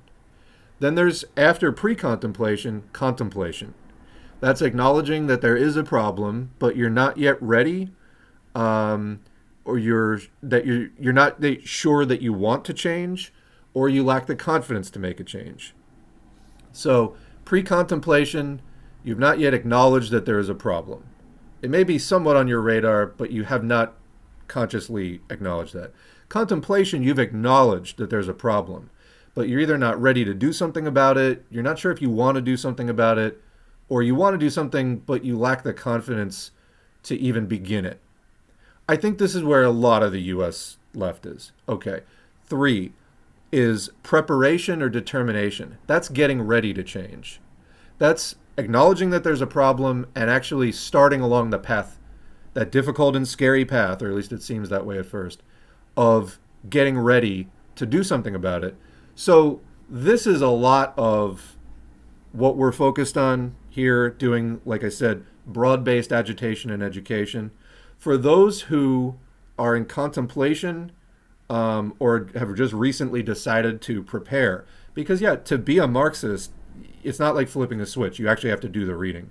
Otherwise, you're not going to know what you're talking about. This is a social science, and you have to actually learn about it. Well, we're here to help with that. So those who are getting ready to change, that's the preparation determination stage. Then the 4th stage is action or willpower. This is the active changing behavior. And then we could say that this is revolution. 5 Fifth is maintenance, maintaining the behavior change. Or, again, in a socialist model, this would be constructing socialism. So, again, in some ways it's a loose fit, but basically, I mean, we're talking about human behavior here, whether it's on the micro scale of an individual or on the macro scale of class behavior. So pre-contemplation, there's plenty of people still in the pre-contemplation stage, not yet acknowledging we have a systemic problem. Capitalism itself is a problem. Class society itself is a problem. Many people still have not acknowledged that. Contemplation, acknowledging that there is a problem, but you're not yet ready, you're not sure you want to do something about it, or you lack the confidence. And I would, somewhere in between these two, is people who are like, well, yeah, well, and it's kind of contemplation. Well, there might be a problem, but what if we just elected better Democrats? Oh, you mean there is a problem, but what if we do a thing that has been tried 1,000,000 times before and hasn't worked?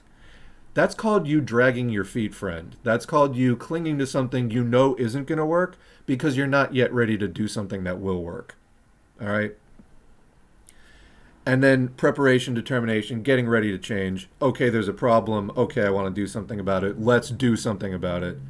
Action, willpower, changing behavior. So again, on the individual level, and people who have gone through big personal changes as an individual can tell you, this is a big deal.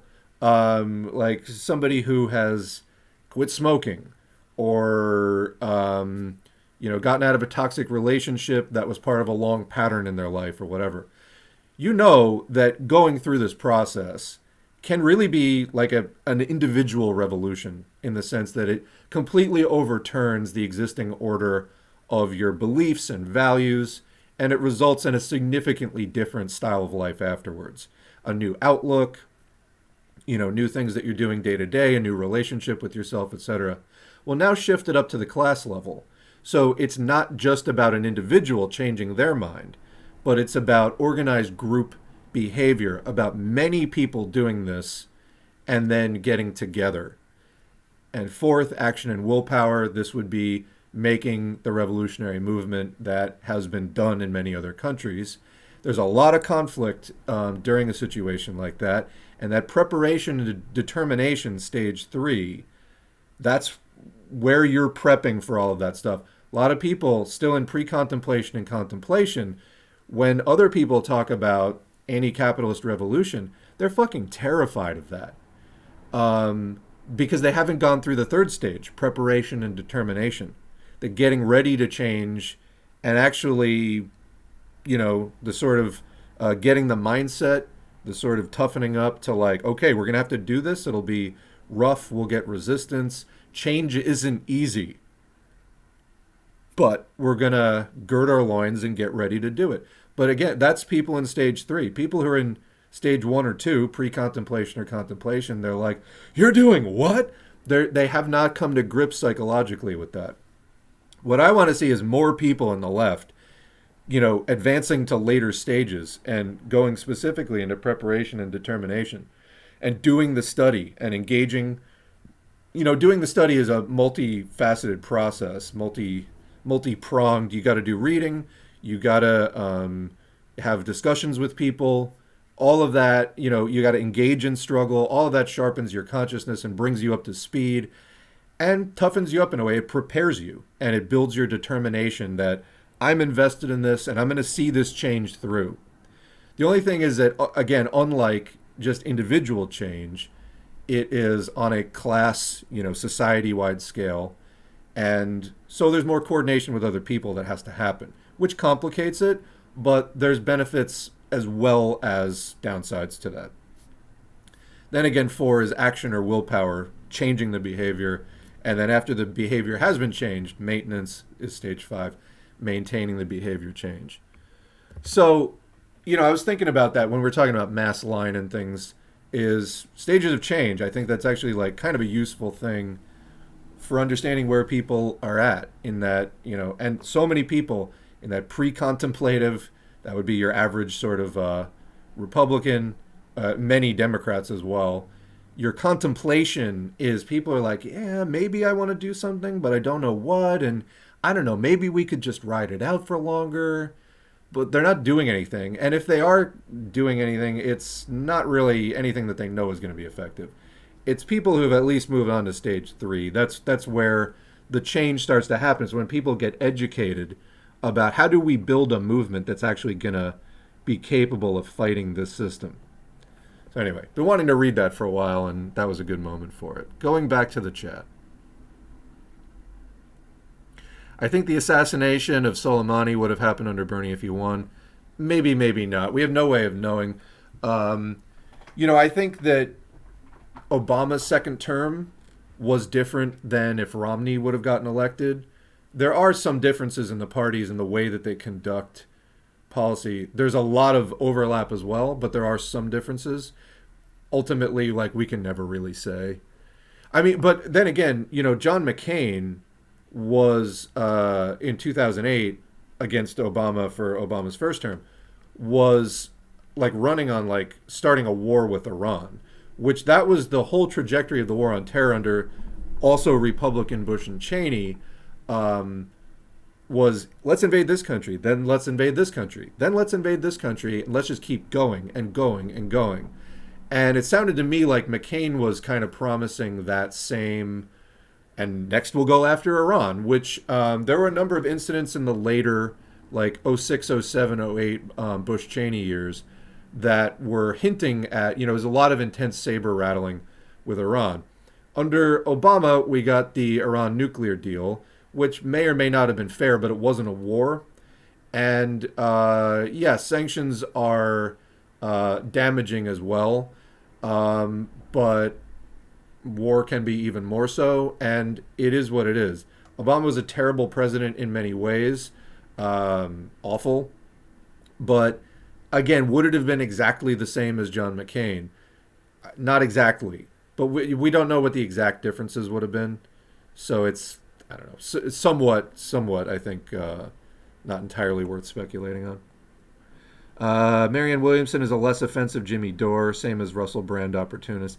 Yeah, I mean, just kind of, they have no grounding in any political anything. They're just sort of winging it and reading the crowd and just saying bullshit that people want to hear. That's it, Where are you reading these questions from? Directly from chat. Yes, like always. But I take them in time. I don't just, I go through the chat chronologically. So I'm not just following the end. If you came in more recently, Twitch is kind of weird about showing old comments, so you might not be able to see the comments I'm reading from if you came in after this point.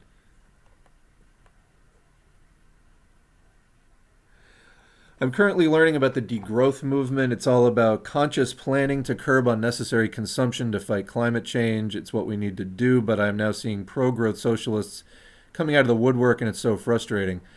So a lot of that endless growth stuff is just straight Lyndon LaRouche stuff.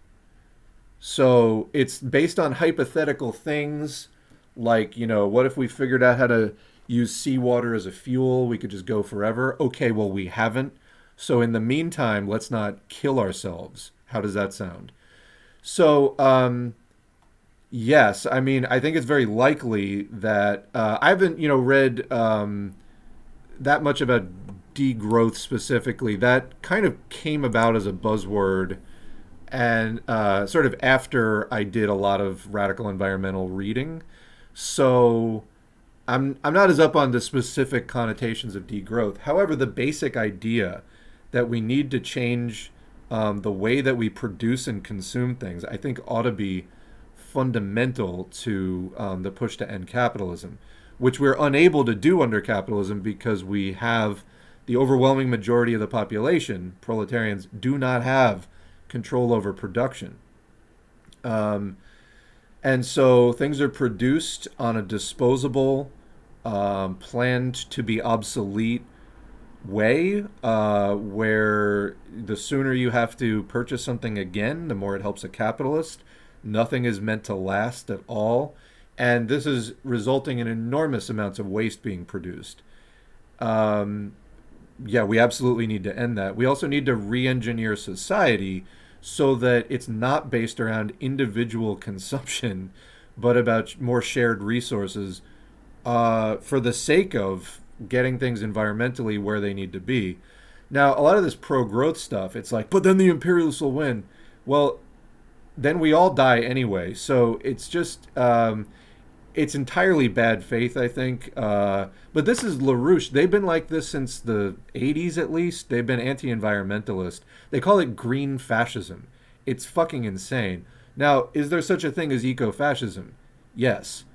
But that's not what most of the environmental movement is. So anyway, that kind of bad faith obfuscation of what environmental socialism is about is it's mind blowing. But again, it's to play to U.S. reactionaries who don't actually know what fucking socialism is.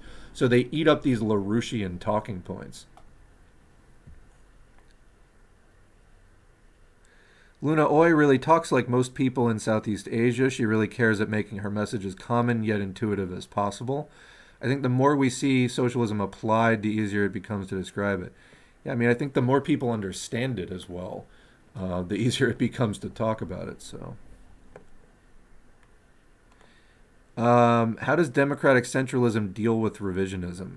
I mean, that's not a question I can exactly answer as such without kind of reframing the question to be more answerable. I get what you're saying. Is it possible for revisionist elements to dominate a party that uses demcent? Obviously, yes, because it has happened. And it's happened on a major scale. It's why the USSR doesn't exist anymore, in part. I don't know how to answer that any more specifically. How does it deal with revisionism? I mean, I really don't even know how to answer that. But yes, revisionism can still be a problem. Is the point?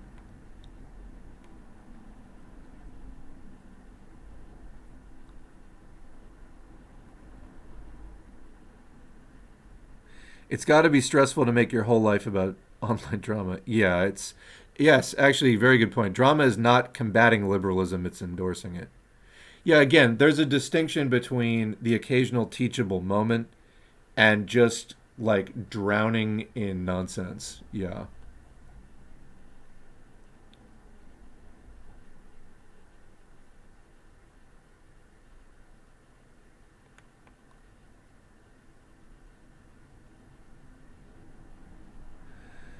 Queer comrade here with a question in good faith. What concrete steps can we take to protect trans and queer rights from a Marxist perspective?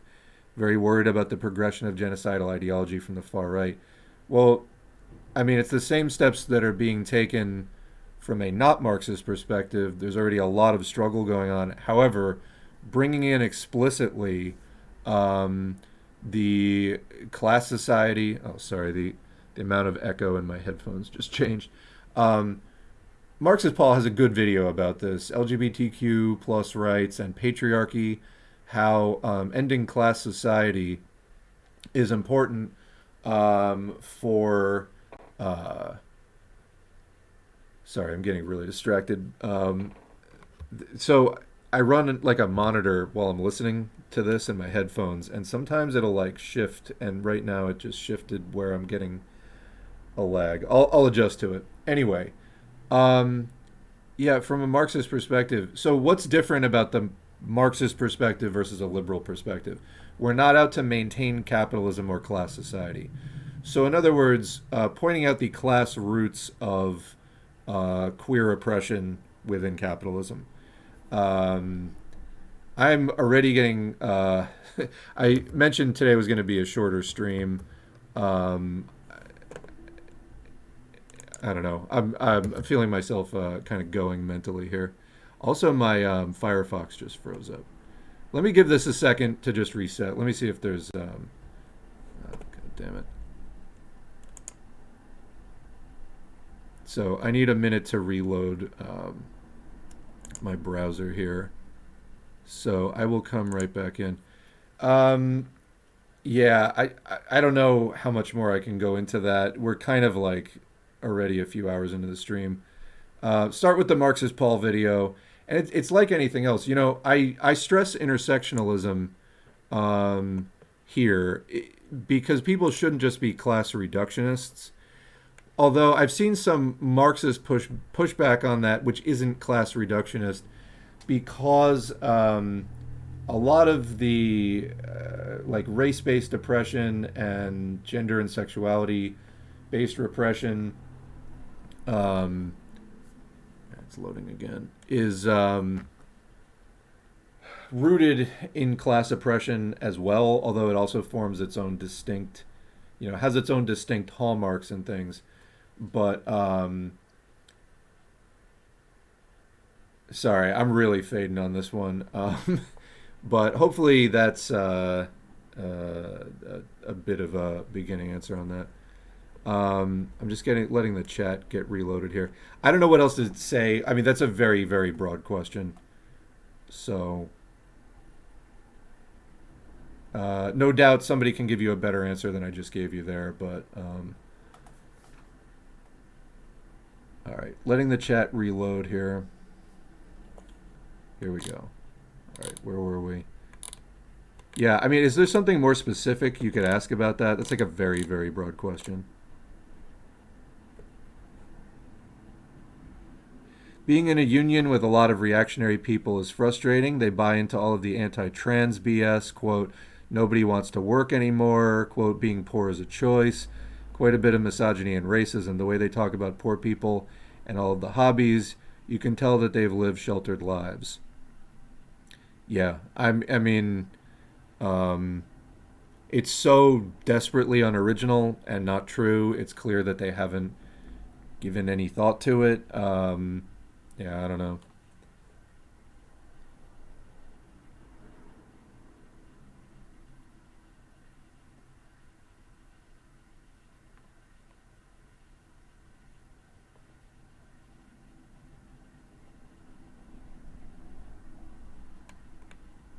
All right, looking for a couple of questions to kind of close out the stream today.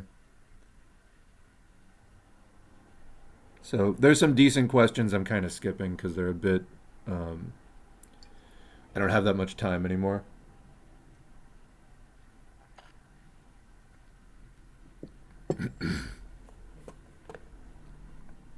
Most people in Europe don't know anything about Marxism.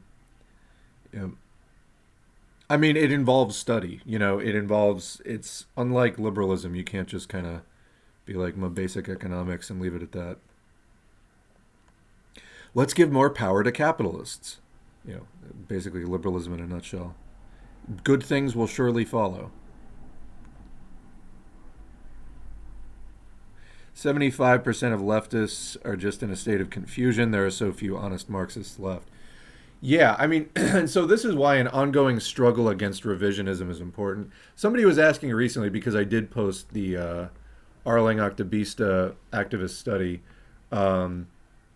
which is associated with Marxism, Leninism, Maoism. They're like, S4A Maoist arc? And I said, no, not yet.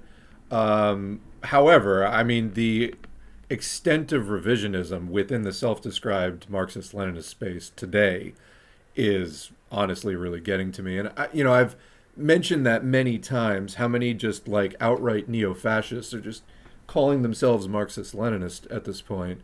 Yeah, I'm getting really sick of that. And so you get various struggles that are anti-revisionist. I mean, so pretty much everyone agrees that Khrushchev ushered in revisionism in the USSR. Maoist China certainly thought that. Hoxha in Albania as well. Hoxha and Mao later had differences. Hoxha criticizing the Cultural Revolution. I probably come down more on Mao's side than Hoxha's side in that particular question. However, that still leaves us in agreement on about 99% of issues. But yeah, I mean, Maoism is an effort generally to continue fighting modern revisionism and to keep the struggle for socialism moving forward, even in the face of new forms of revisionism popping up.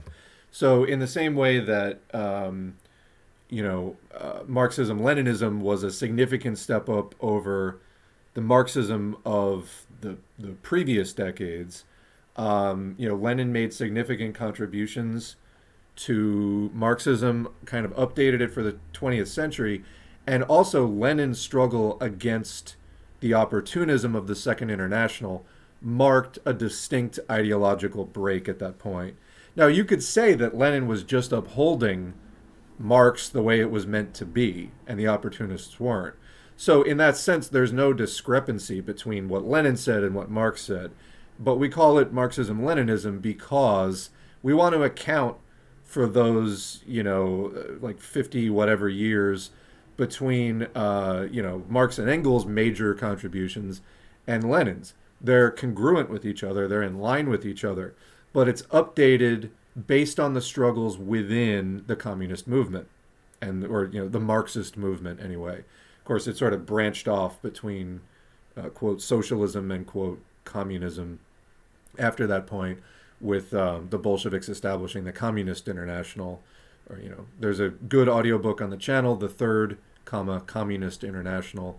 And also there's an audiobook of the criteria and qualifications for a party to join the Communist International. In other words, the Bolsheviks were trying to Bolshevize the parties so that they didn't go the way of the Second International opportunism and getting co-opted by the bourgeoisie. So they were like, here, come join the Communist International, do these 20 things, we will Bolshevize your party. And, a lot of those Bolshevized parties didn't end up having revolutions. However, they at least stayed out of the worst of the Kautskyite shit. So later, though, the USSR fell into revisionism. And that's a darn shame, to put it mildly. And so, people have differences of opinion about Mao and things that happen in China, or whether Mao's contributions were a distinct, add-on. But however, there's a lot of anti-revisionism that is attached to Mao's criticisms of the revisionism in post-Stalin revisionism. And there's also Hojaists that, criticize the post-Stalin revisionism in the USSR. And, they disagree with each other on some issues. I think that those differences are often overblown. That said, I do like a lot of Hoja's writings, and etc. The point is, I still consider myself an anti-revisionist Marxist-Leninist. I, at this point at least, haven't been convinced that, the step into like Maoism per se is vital. Maybe that will change, as I do more reading with time. But I think in general, we are all Marxist-Leninists anyway. And, if you think that some of those particular differences are super important, I still think it's important to remember we still agree on almost everything. Whether you get into this particular little niche or that, we still agree on like the overwhelming majority of things. So anyway, revisionism, what can you say? There's a lot of revisionism out there. There are movements trying to fight it. Somebody was comparing the revisionists calling anti-revisionists, quote, ultras, is kind of just like how anarchists will call Marxists tankies. It's becoming a term devoid of any meaning that increasingly just covers up more and more glaring problems. But yeah, for sure, the self-described Marxist-Leninist space is not uniformly anti-revisionist. That is for sure.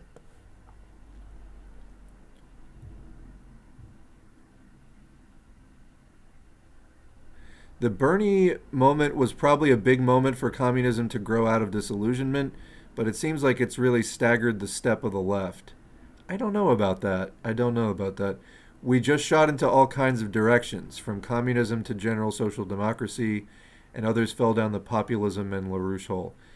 Yeah, all that stuff was here already. I know a lot of people who were not previously Marxist came into Marxism because of it. I think that the point is, out of every one of those big growth moments, some people come over into this and some keep making mistakes. But the mistakes they're making are not necessarily they were making mistakes before as well. They're just making a different mistake now. When they're done making that mistake, hopefully, again, this sort of narrowing down the options, they will, and we can save them some of that process of trial and error by explaining the reasoning behind Marxism and scientific socialism and why we're saying what we're saying. That Marx and Engels debunked a lot of these other utopian types of socialism a while ago, and then Lenin debunked a lot of other ones as well. I must say the hate for Lenin among like anarchists and things, it's some of the most I want to say childish, but it's like I've never read a single good criticism. It's all these like very broad strokes. He killed the revolution. Okay, specifically how? Something like Kronstadt. There's never any real substance to it. Like, okay, yeah, there was a civil war and a revolution going on, but let's talk about after that. And then they'll just parrot every anti-communist like liberal talking point you've ever heard. And anyway, we're not going to go around on this hamster wheel forever. Plenty of people do jump off, and so no, I don't think that I don't think it's staggered the step of the left at all. If you think that people, and I don't mean to be coming off as like overly harsh or critical here, but if you think that there's just going to be this smooth transition where one day everyone collectively wakes up and realizes the like merit of Marxism or Marxism-Leninism, it's just simply not going to happen that way. Each of us listening to this right now and me talking, we all had our own sort of paths to coming to this realization that this is, the most sort of rational thing to do.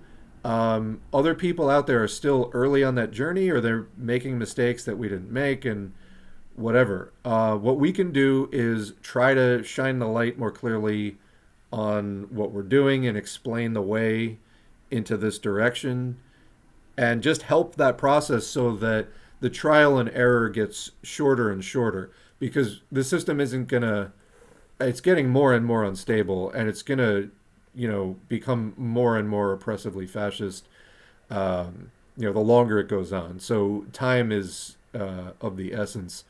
So we need to facilitate that process, and that's one of the things we're trying to do with Socialism for All. As far as the like populism LaRouche hole, I mean, these people clearly had a predilection towards the right, and they still have to work through that, and through struggle we can help them through it, through criticism.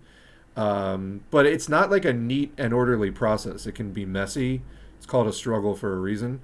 And I mean, a lot of those people who got into the grifting populism really were just in it for the money. There's a interview I have between Graham Elwood and Kim Iverson, Kim Dumbest Person Iverson, on the channel, where Elwood is interviewing her, and it's stunning, the amount of grifting she was doing, and she explains it in detail. Elwood is in fact shocked at various points in this video at the stuff that she's admitting to.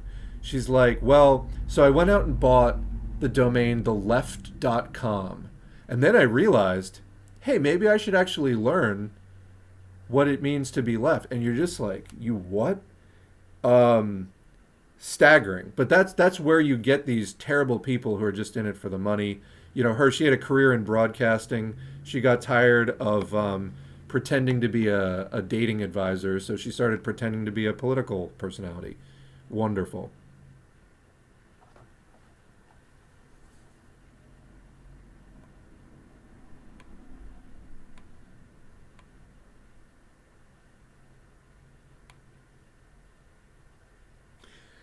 For real, though, the change to Marxist understanding is personally revolutionary in so many ways.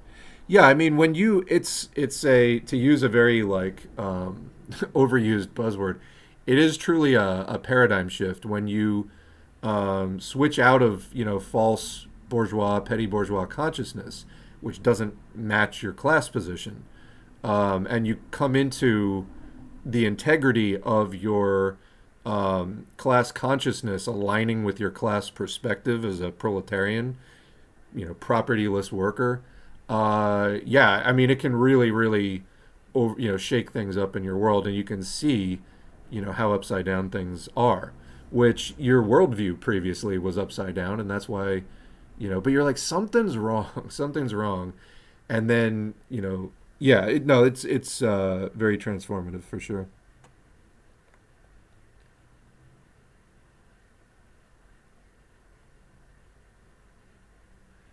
By the way, Discord made a terms of service update that includes socioeconomic class and status, source of income as a protected characteristic, which will be in effect on March 27.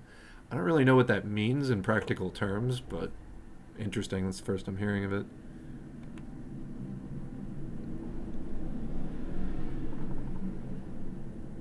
Do you think there is logic for small enterprise in a socialist society?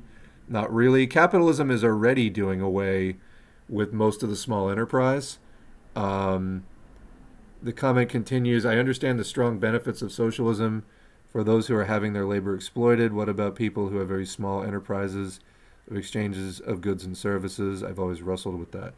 So, I mean, they found in the USSR that the petty bourgeoisie was like, I mean, a huge opponent of the revolution, trying to cling to their small enterprises. And so they had to deal with that. It was like one of the first things that they had to do. Um, Getting the peasants involved in cooperatives that were on nationalized land, that was one step in, okay, they had them still running their own thing, but it was like nationalized at the same time. Lenin's On Cooperation from, I think, 1922. It was one of his later works. We have that up on the channel if you want to hear that. He talks about that. But this was also after Lenin died in the 20s. It was like a major thing that the USSR went through. So, I mean, and that was that was a century ago. We've already, gone through like the retail apocalypse in the US and so on. I think that the kinds of changes that we'll see, just even under capitalism, before we even get rid of capitalism, they're already putting small business out of place. I mean, I wouldn't.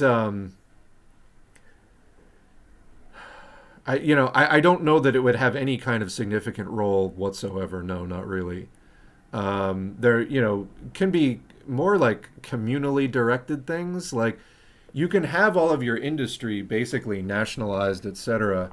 But you can still have space for people to do, community projects that they want. Like there's a lot of times this misconception that like, running a small business is like the pinnacle of freedom, and that's what the United States is all about. Running a small business is actually like you're at the mercy of gigantic corporate vendors and, demanding customers, and like it's actually kind of like hell.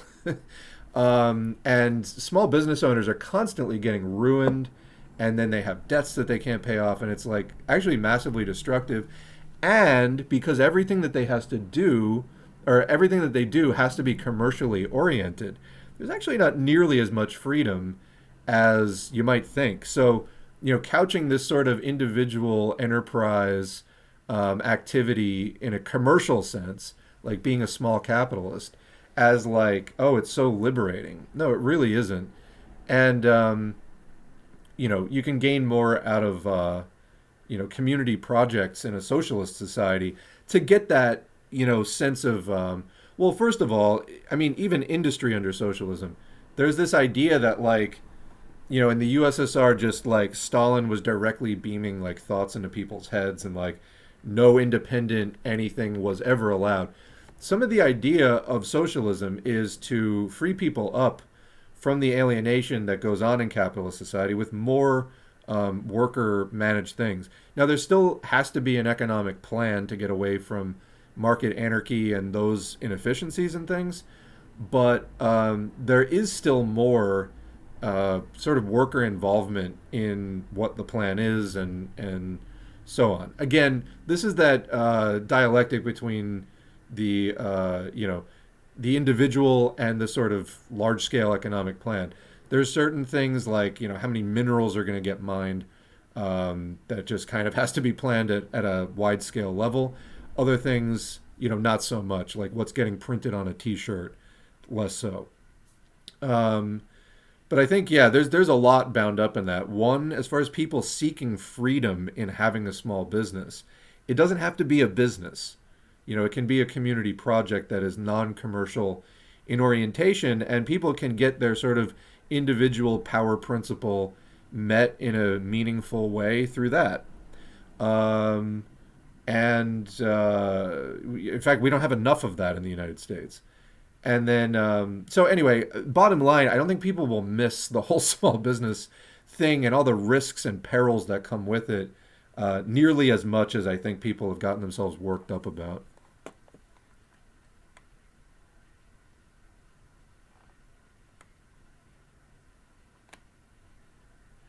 Degrowth is not as insane as you think when most, yeah, I don't think it's insane at all. I just don't know the particular ins and outs of the specific thing calling itself degrowth. Moving away from a society that is generating like how many millions of bottles of plastic bottles for water. We can't come up with a better system for that, etc. No, we absolutely can. We need to. That's just one example. In personal cars is another. Um, there's a lot of different things, but I mean, there's even in some cities now, like car shares, things like that. Even that is like you still get to use a car when you want one. You just don't have to own it. So there's like all kinds of things where we could restructure life to be less about what we're experiencing in the United States, and just being told this is not just the best way, but the only way, and conversely, not just the only way, but the best way to do things, um, is I mean, it's fucking crazy. There's so many other ways that we could be organizing, not just production but consumption as well. So no, I don't think it's crazy at all. I mean, we're drowning in garbage. Like the oceans are filling up with plastic. We entirely need a different system. Plastics are very useful, in many ways. They're far less breakable than glass, for example, for transporting like valuable fluids and things. However, if we don't change like the overall way things are packaged and consumed, it's literally going to kill us. We're burying ourselves in garbage.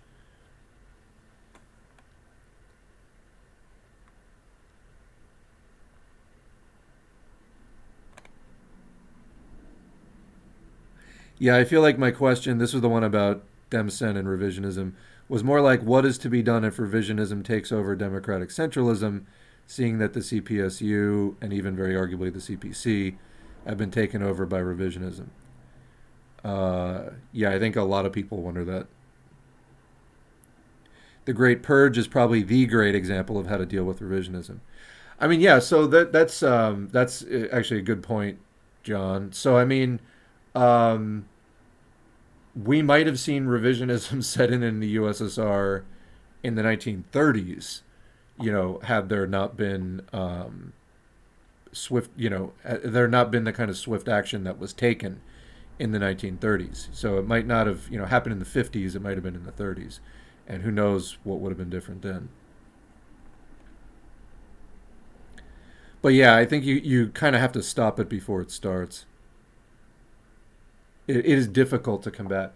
But this also gets into, I mean, to some extent, the, I mean, the idea behind the Cultural Revolution in China, um, and purging the old ways of thinking at sort of every level of society. That just simply transforming the mode of production doesn't take care of all of it on its own. There has to be some active effort put in as well. So yeah, you can see various efforts at combating revisionism. We'll definitely be covering a lot more of that on the channel because um, it has literally plagued me from like maybe not day one of starting this channel, almost though. In the self-described ML space, and I was kind of trying to get at this before when I was talking about this sort of permanent commenters that you find on a lot of channels, like I've driven many of them away from S4A at this point, but you find them on Unruh's channel, and like see a lot of the same like people over at like Fellow Travelers channel and other channels. I don't really watch as much communist YouTube as probably many of you do. I do watch some, but running the channel, I'm like less of a commenter. If I want to comment something, I usually just say it in a video or stream. But yeah, like a lot of these people that I recognize their usernames because they just comment on fucking every video that comes out.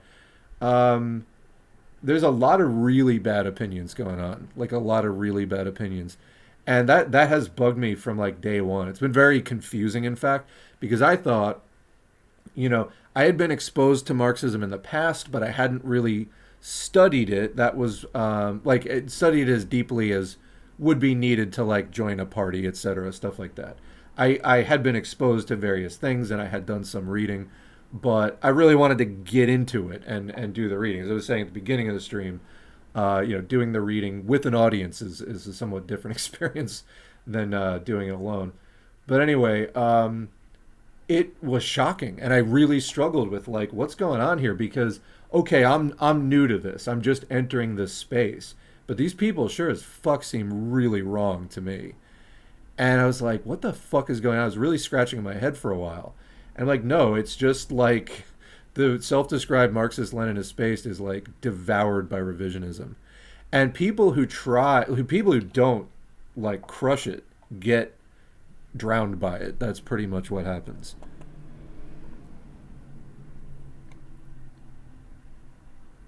I don't consider myself a socialist, but I appreciate that this channel is focused on discussion of philosophy, not drama and politics porn.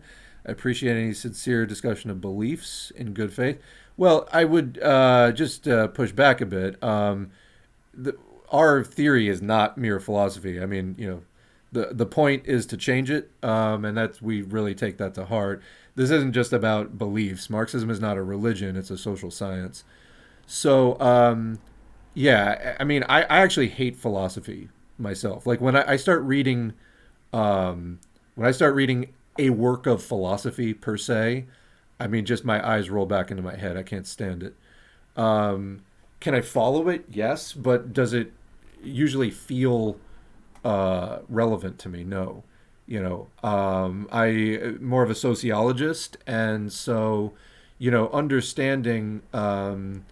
I mean, that said, I think anybody needs to do some study of philosophy just to be able to think clearly. That said, the sooner it can be turned into applications in society, the better. Applying it to social questions, the better, because the point isn't just to understand; it is to change it. We need revolution, and when we're not just talking about abstract beliefs, we're talking about what is the clearest path from here, a position of class exploitation and being exploited, to ending that exploitation and obtaining justice.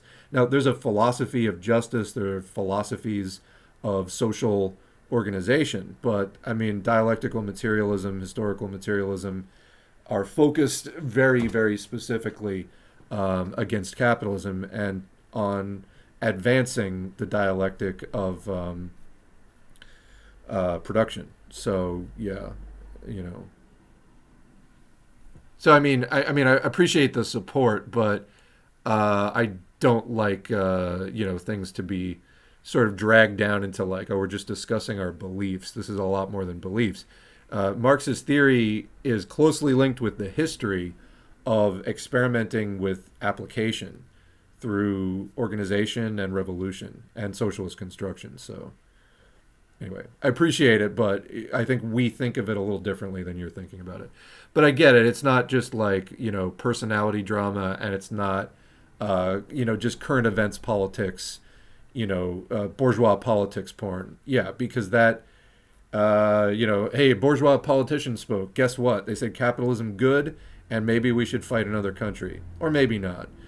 You know what I mean? Like, yeah, you're not going to get super far with that. And that's honestly why I do fewer. I don't really do any of the hanging with the sock them gang clips anymore. I don't see the point almost. And I think that the audience is largely beyond that. Audience, if you want more of those clips, send them in and let me know. But they were they were just destroying my soul doing those clips, the Kyle Kalinskis and the whatever. Uh,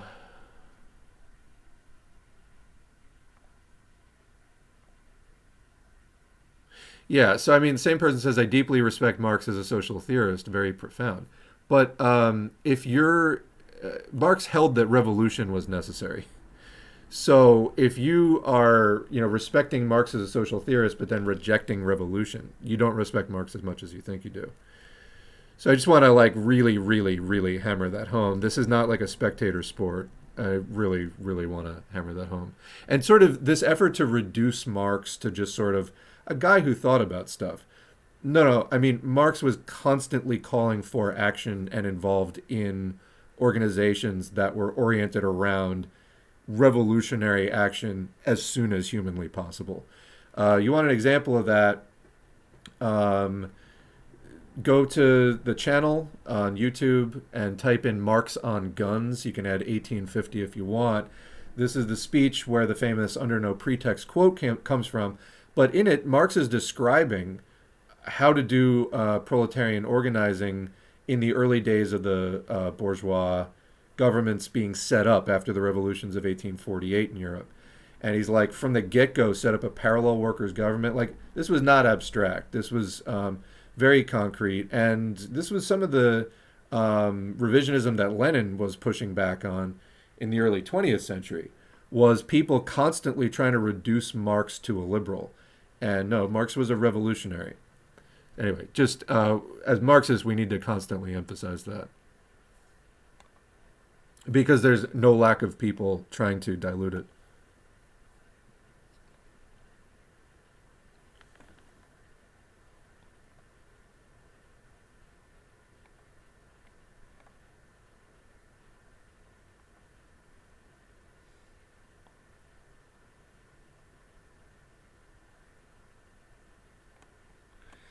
Tankies are anti-revisionist MLs, apparently. See, the fact that you would say that, what I see more getting called, quote, tanky these days, like people who are sort of supporting like the Russian bourgeois government and like listening to the Gray Zone and stuff like that. Like nobody's called me a tanky in a while, even though I use the like hammer and sickle, maybe because I've just blocked most of the liberals and anarchists that cross my feed. But it seems like you see like mainstream Democrats starting to use the word tanky, and it's not because they have any understanding of socialism like whatsoever. It's getting, I would say, it's more revisionist MLs. It's people who are, the sort the I'm against the current thing kind of person. It's the like I saw people talking about Marianne Williamson supporters as quote tankies. I actually found that happening in the wild from a Democrat. So no, I think it's almost more the people who push the most sort of contrarian revisionist stuff now. But again, it's like a made up word that just sort of, you can see how much the meaning shifts. It's just like a random like open ended insult. I don't use it. I don't encourage anyone to use it. It's a basically very stupid term. I just call myself a Maoist adjacent ML. Yeah, it's just again, I think at a certain point, I think the most important thing out of all of it is to understand what is being said by all of these different things. There's people who consider themselves like to follow Marxism, Leninism, Mao Zedong thought. Um, there's like, I mean, there's just as long as you come out with the right positions at the right time, like during the critical moment when you have to make a call on what do you support, what do you oppose, as long as you're doing the right thing, I don't care. It's going to shift for everybody over time. Um, yeah, I'm currently going with anti-revisionist Marxist-Leninist. I would never be an orthodox Marxist or something like that. You literally, for me anyway, I cannot read enough Lenin. I've done more Lenin out of all the audiobooks that we've done than like any other author. I'll never not be Leninist. In fact, I don't know how anybody who considers considers themselves Marxist and is not an opportunist can be anti-Lenin. It's not possible. If you don't like Lenin, you're an opportunist. Yeah, I just, somebody proved me wrong on that, but I don't think it's possible. I mean, and then beyond that, you know, I don't know. So for me, anti-revisionist ML seems good enough. I've so far not found any problems with Marxism, Leninism per se, unless you want to, if you can, credibly show me how something within Marxism, Leninism leads to the revisionism. But I don't think so. I think that's just the struggle against Marxism that has been going on since literally Marx and Engels got on the scene. So Paul Stern made good articles criticizing Mao and Maoism in Russian English. Yeah, I mean, China's situation was they didn't do things the same way that the USSR did. I don't know that they could have. Anyway, what did these articles say?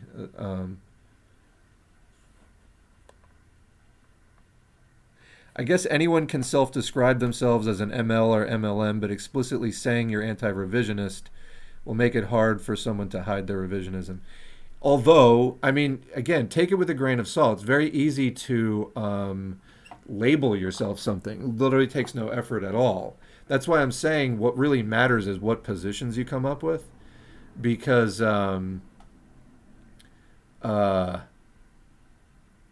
put out a post on Twitter. I'm like, hey, where are my anti-revisionist comrades at? And it was getting likes from people with fucking Z in their bio. So, I mean, labels don't mean that much. I mean, labels can have meaning. The way that they get applied doesn't necessarily uphold those meanings. Kim Dumbest Personal Iverson, seems like she's artificially signal boosted to me. It was go watch the Graham Elwood interview. You'll understand everything you need to know about her. It's just commercial from the start. She was just like, maybe I'll get into politics because I'm kind of getting tired of pretending that I have dating advice for people. She manages to get nearly every single thing wrong. She was a massive anti-vaxxer as well. She's putting out so much COVID denial, anti-vax propaganda, you wouldn't believe it. And then she gets fucking hired by the Hill to do whatever the fuck she did after that.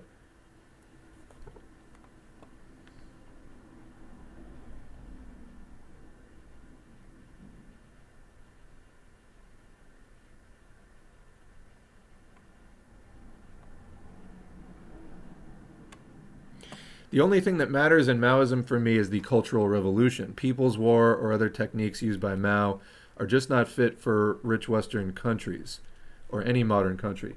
How do you think that revolution will happen in those countries if not through People's War? Just honest question. And I'm not saying that I'm not saying you're wrong. I'm just saying what is the theory of revolution in rich Western countries? I mean, I'm sure there's more than one, but what do you think? Because again, if we get away from that central question, we're not Marxists anymore. So, what is it?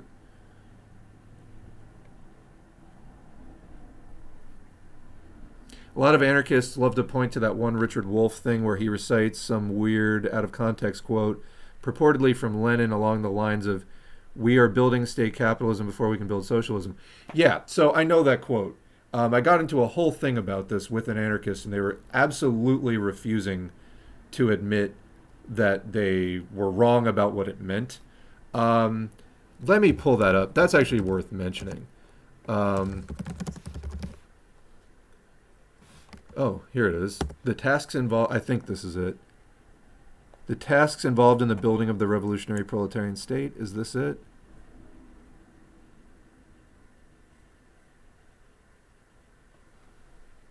Let me just skim this real quick.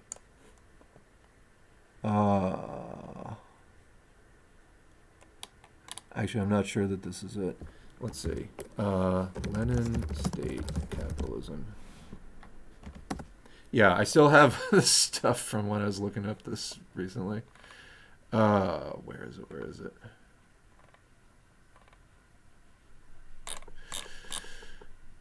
All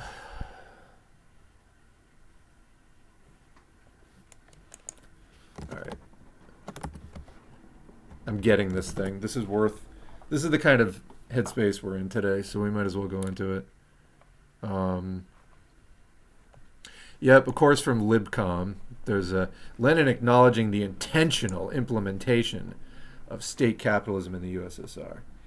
Okay, so here's the quote. Let's read the actual thing. Because if you read the actual thing and understand Marxism, it makes complete sense.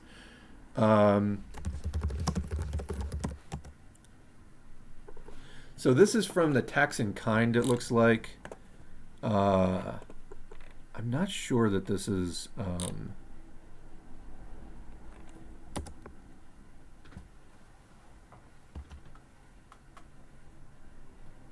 So yeah, he addresses this like flat out. State capitalism, and this is a quote, would be a step forward as compared with the present state of affairs in our Soviet republics from 1918. So right after the revolution.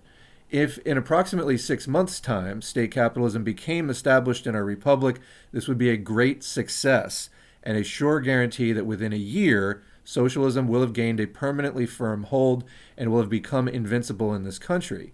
So yeah, that makes complete sense. Why? Russia was several years into World War I, had just pulled out, was beginning a civil war for the revolution, was in complete disarray. They had a provisional government for most of 1917, which ended in the Bolshevik Revolution in very late in the year. And it was a completely backward, like largely peasant agrarian economy. What Lenin was saying is... so this is an extract from the present-day economy of Russia, extract from the 1918 pamphlet. Even in this piece, in the Tax in Kind, Lenin is referring back to this. And he says in it, about the quote that I just read, and we'll continue in a minute, the polemic is now superfluous. And I omit it, leaving what appertains to the discussion on, quote, state capitalism and the main elements of our present-day economy, which is transitional from capitalism to socialism. Okay, so state capitalism would be a step forward as compared with the present state of affairs, i.e. agrarian backwardness and barely developed capitalism in our Soviet Republic. If in approximately 6 months' time, state capitalism became established in our republic, this would be a great success and a sure guarantee that within a year, socialism will have gained a permanently firm hold and will have become invincible in this country. Now, Lenin continues by saying, I can imagine with what noble indignation some people will recoil from these words. What? The transition to state capitalism in the Soviet Socialist Republic would be a step forward? Isn't this a betrayal of socialism? We must deal with this point in greater detail. Firstly, we must examine the nature of the transition from capitalism to socialism that gives us the right and the grounds to call our country a socialist republic of Soviets.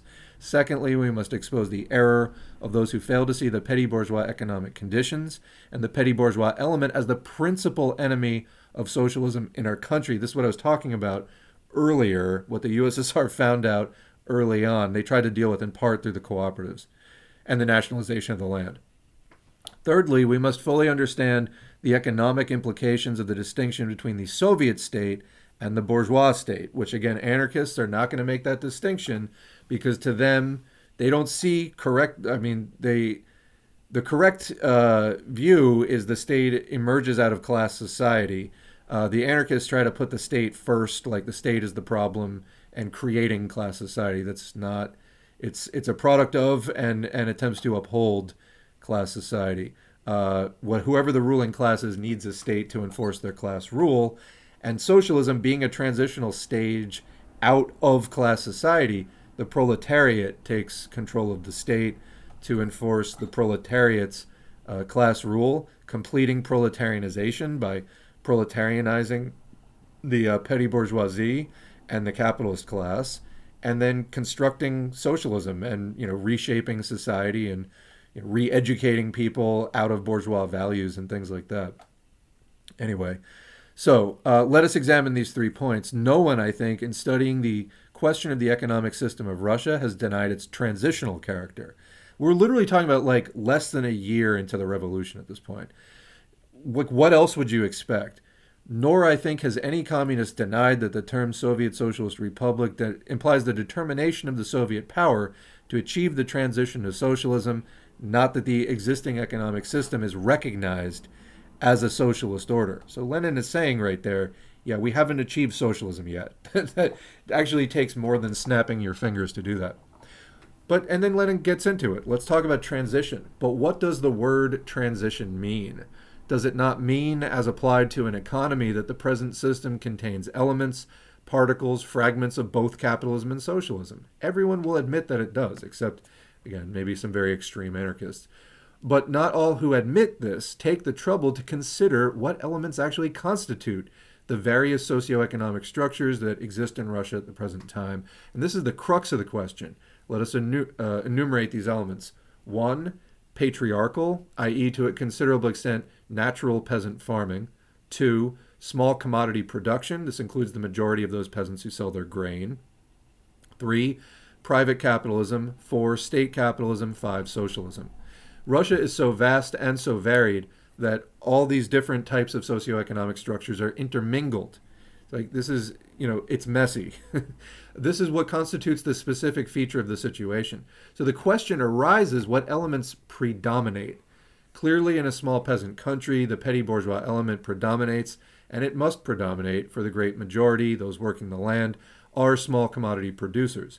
The shell of state capitalism, the grain monopoly, state-controlled entrepreneurs and traders, and bourgeois cooperators, is pierced now in one place, now in another by profiteers, the chief object of profiteering being grain. So as an aside, we're talking about that Space Baby video about China, socialist construction and defeat. This was another thing that happened in China, was people trying to make money, hoarding and profiteering off of grain. That was key. It is in this field that the main struggle is being waged. Between what elements is this struggle being waged? If we were to speak in terms of economic categories such as state capitalism, between the fourth and fifth in the order in which I've just enumerated them? Of course not. It is not state capitalism that is at war with socialism, but the petty bourgeoisie plus private capitalism fighting together against state capitalism and socialism. The petty bourgeoisie oppose every kind of state interference, accounting, and control, whether it be state capitalist or state socialist. This is an unquestionable fact of reality whose misunderstanding lies at the root of many economic mistakes. The profiteer, the commercial racketeer, the disruptor of monopoly, these are our principal internal enemies, the enemies of the economic measures of the Soviet power. 125 years ago, it might have been excusable for the French petty bourgeoisie, the most ardent and sincere revolutionaries, to try to crush the profiteer by executing a few of the chosen and by making thunderous declarations. Today, however, the purely French approach to the question, assumed by some left socialist revolutionaries, or SRs, can arouse nothing but disgust and revulsion in every politically conscious revolutionary. We know perfectly well that the economic basis of profiteering is both the small proprietors, who are exceptionally widespread in Russia, and private capitalism, of which every petty bourgeois is an agent. We know that the million tentacles of this petty bourgeois octopus now and again encircle various sections of the workers, that instead of state monopoly, profiteering forces its way into every pore of our social and economic organism.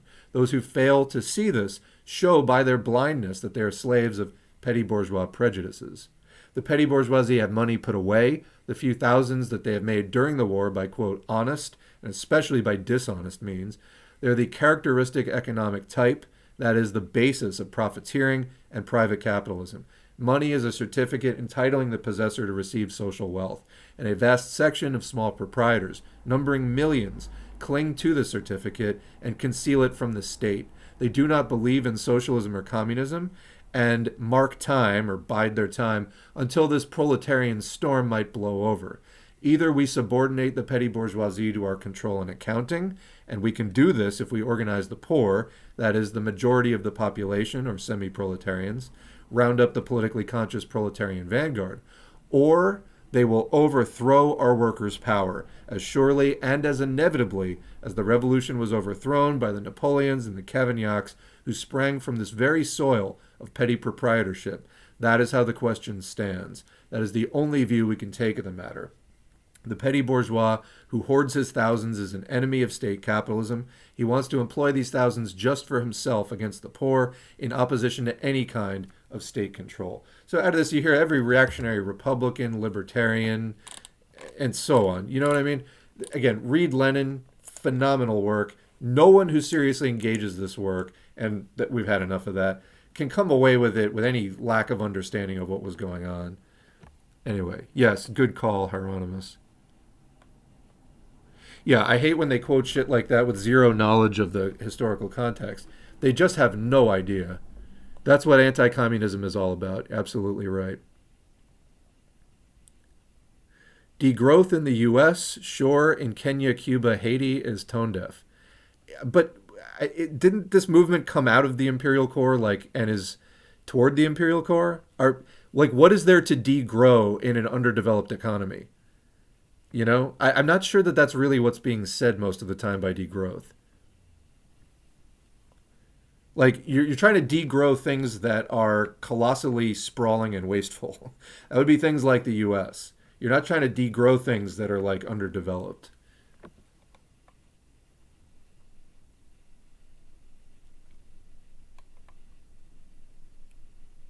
When we have countering evidence, we revise the model rather than discrediting all evidence. Yeah, yeah. You make the model fit the evidence.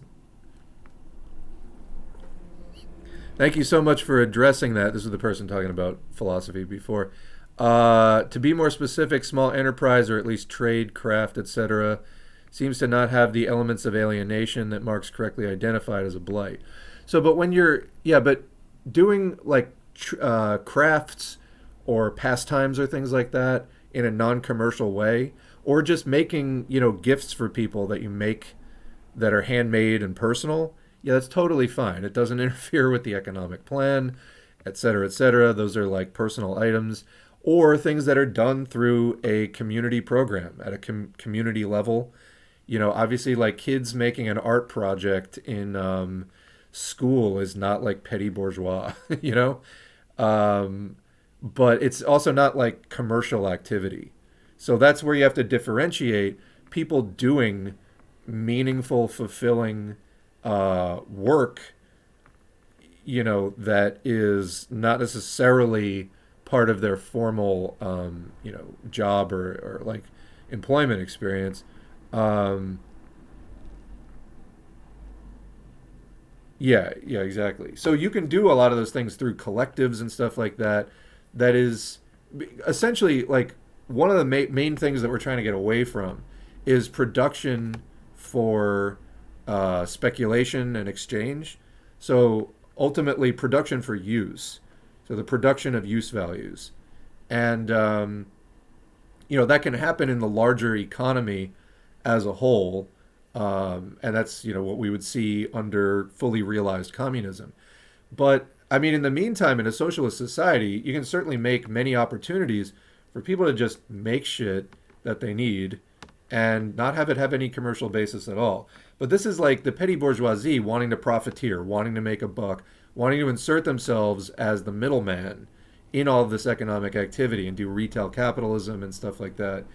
We definitely want to get away from that. And I think that the stuff we just read about Lenin at the outset of the revolution in the SSRs, I mean, bears that out. So how are we going to get rid of all the plastic in the ocean? We're not. We've got to stop putting it in there and just let it photodegrade. And there probably eventually will be some kind of bacteria that digest it. The problem is we might all be dead by then.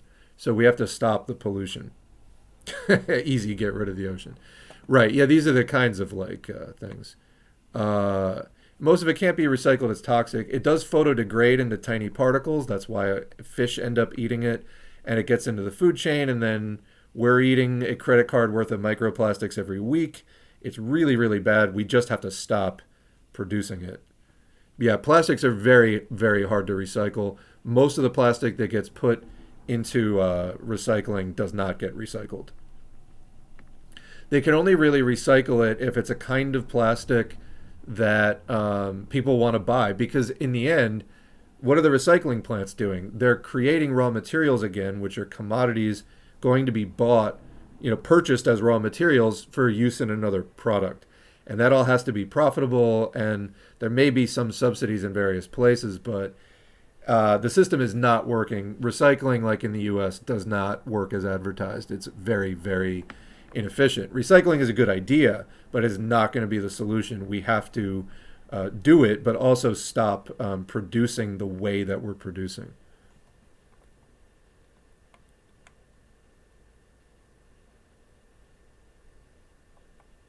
All right, got to wrap up here, so let me just. I've been saying for years. I'm just going to take a few more things, and we'll sign out. I've been saying for years that we will reach a point where mainstream Dems call people like Bernie Sanders a tanky. Seems we are there. Yeah, yeah.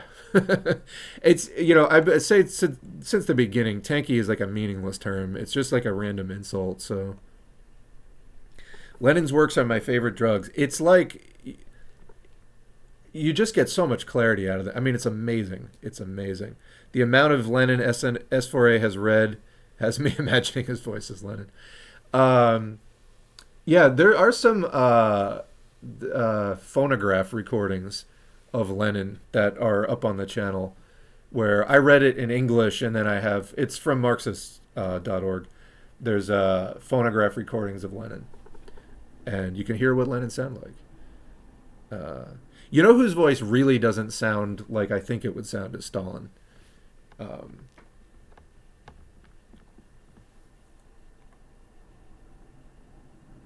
I literally cannot read Lenin enough equals mood.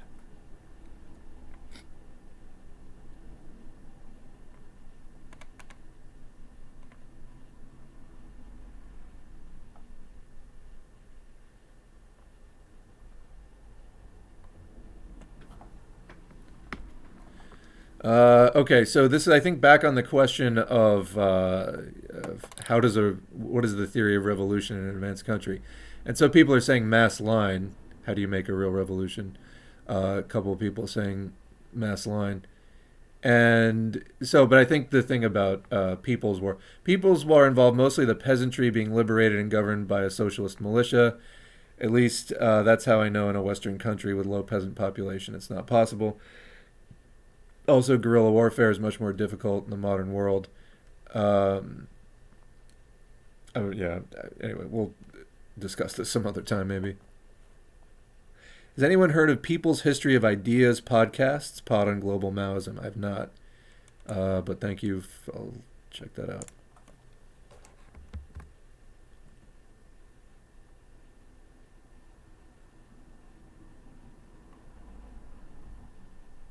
State capitalism was not yet socialism, but it represented a qualitative shift forward. Yeah, no one thought it was socialism. But these people will also refuse to do any investigation of the progress that the USSR actually made and say they never had any socialist elements. That's just completely wrong.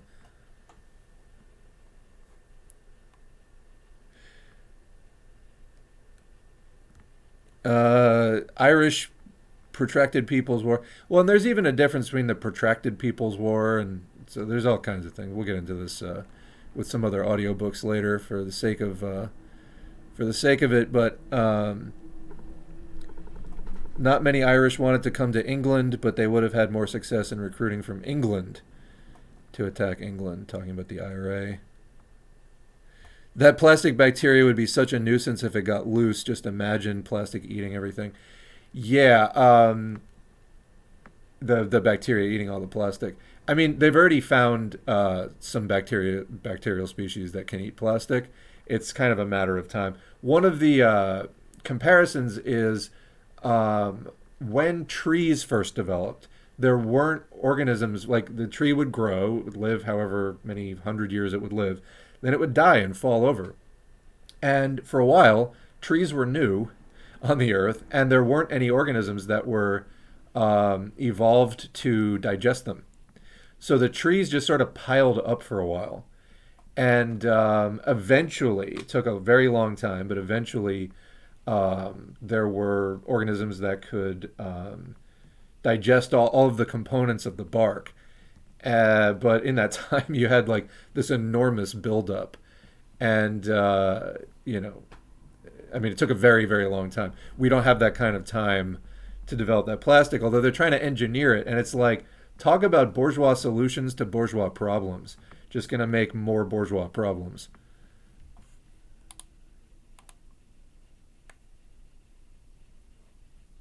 Is there a bacterium that will eat Brits? All right, we're going to leave it there. Thank you all. It's a good stream. I got to get going, but we will.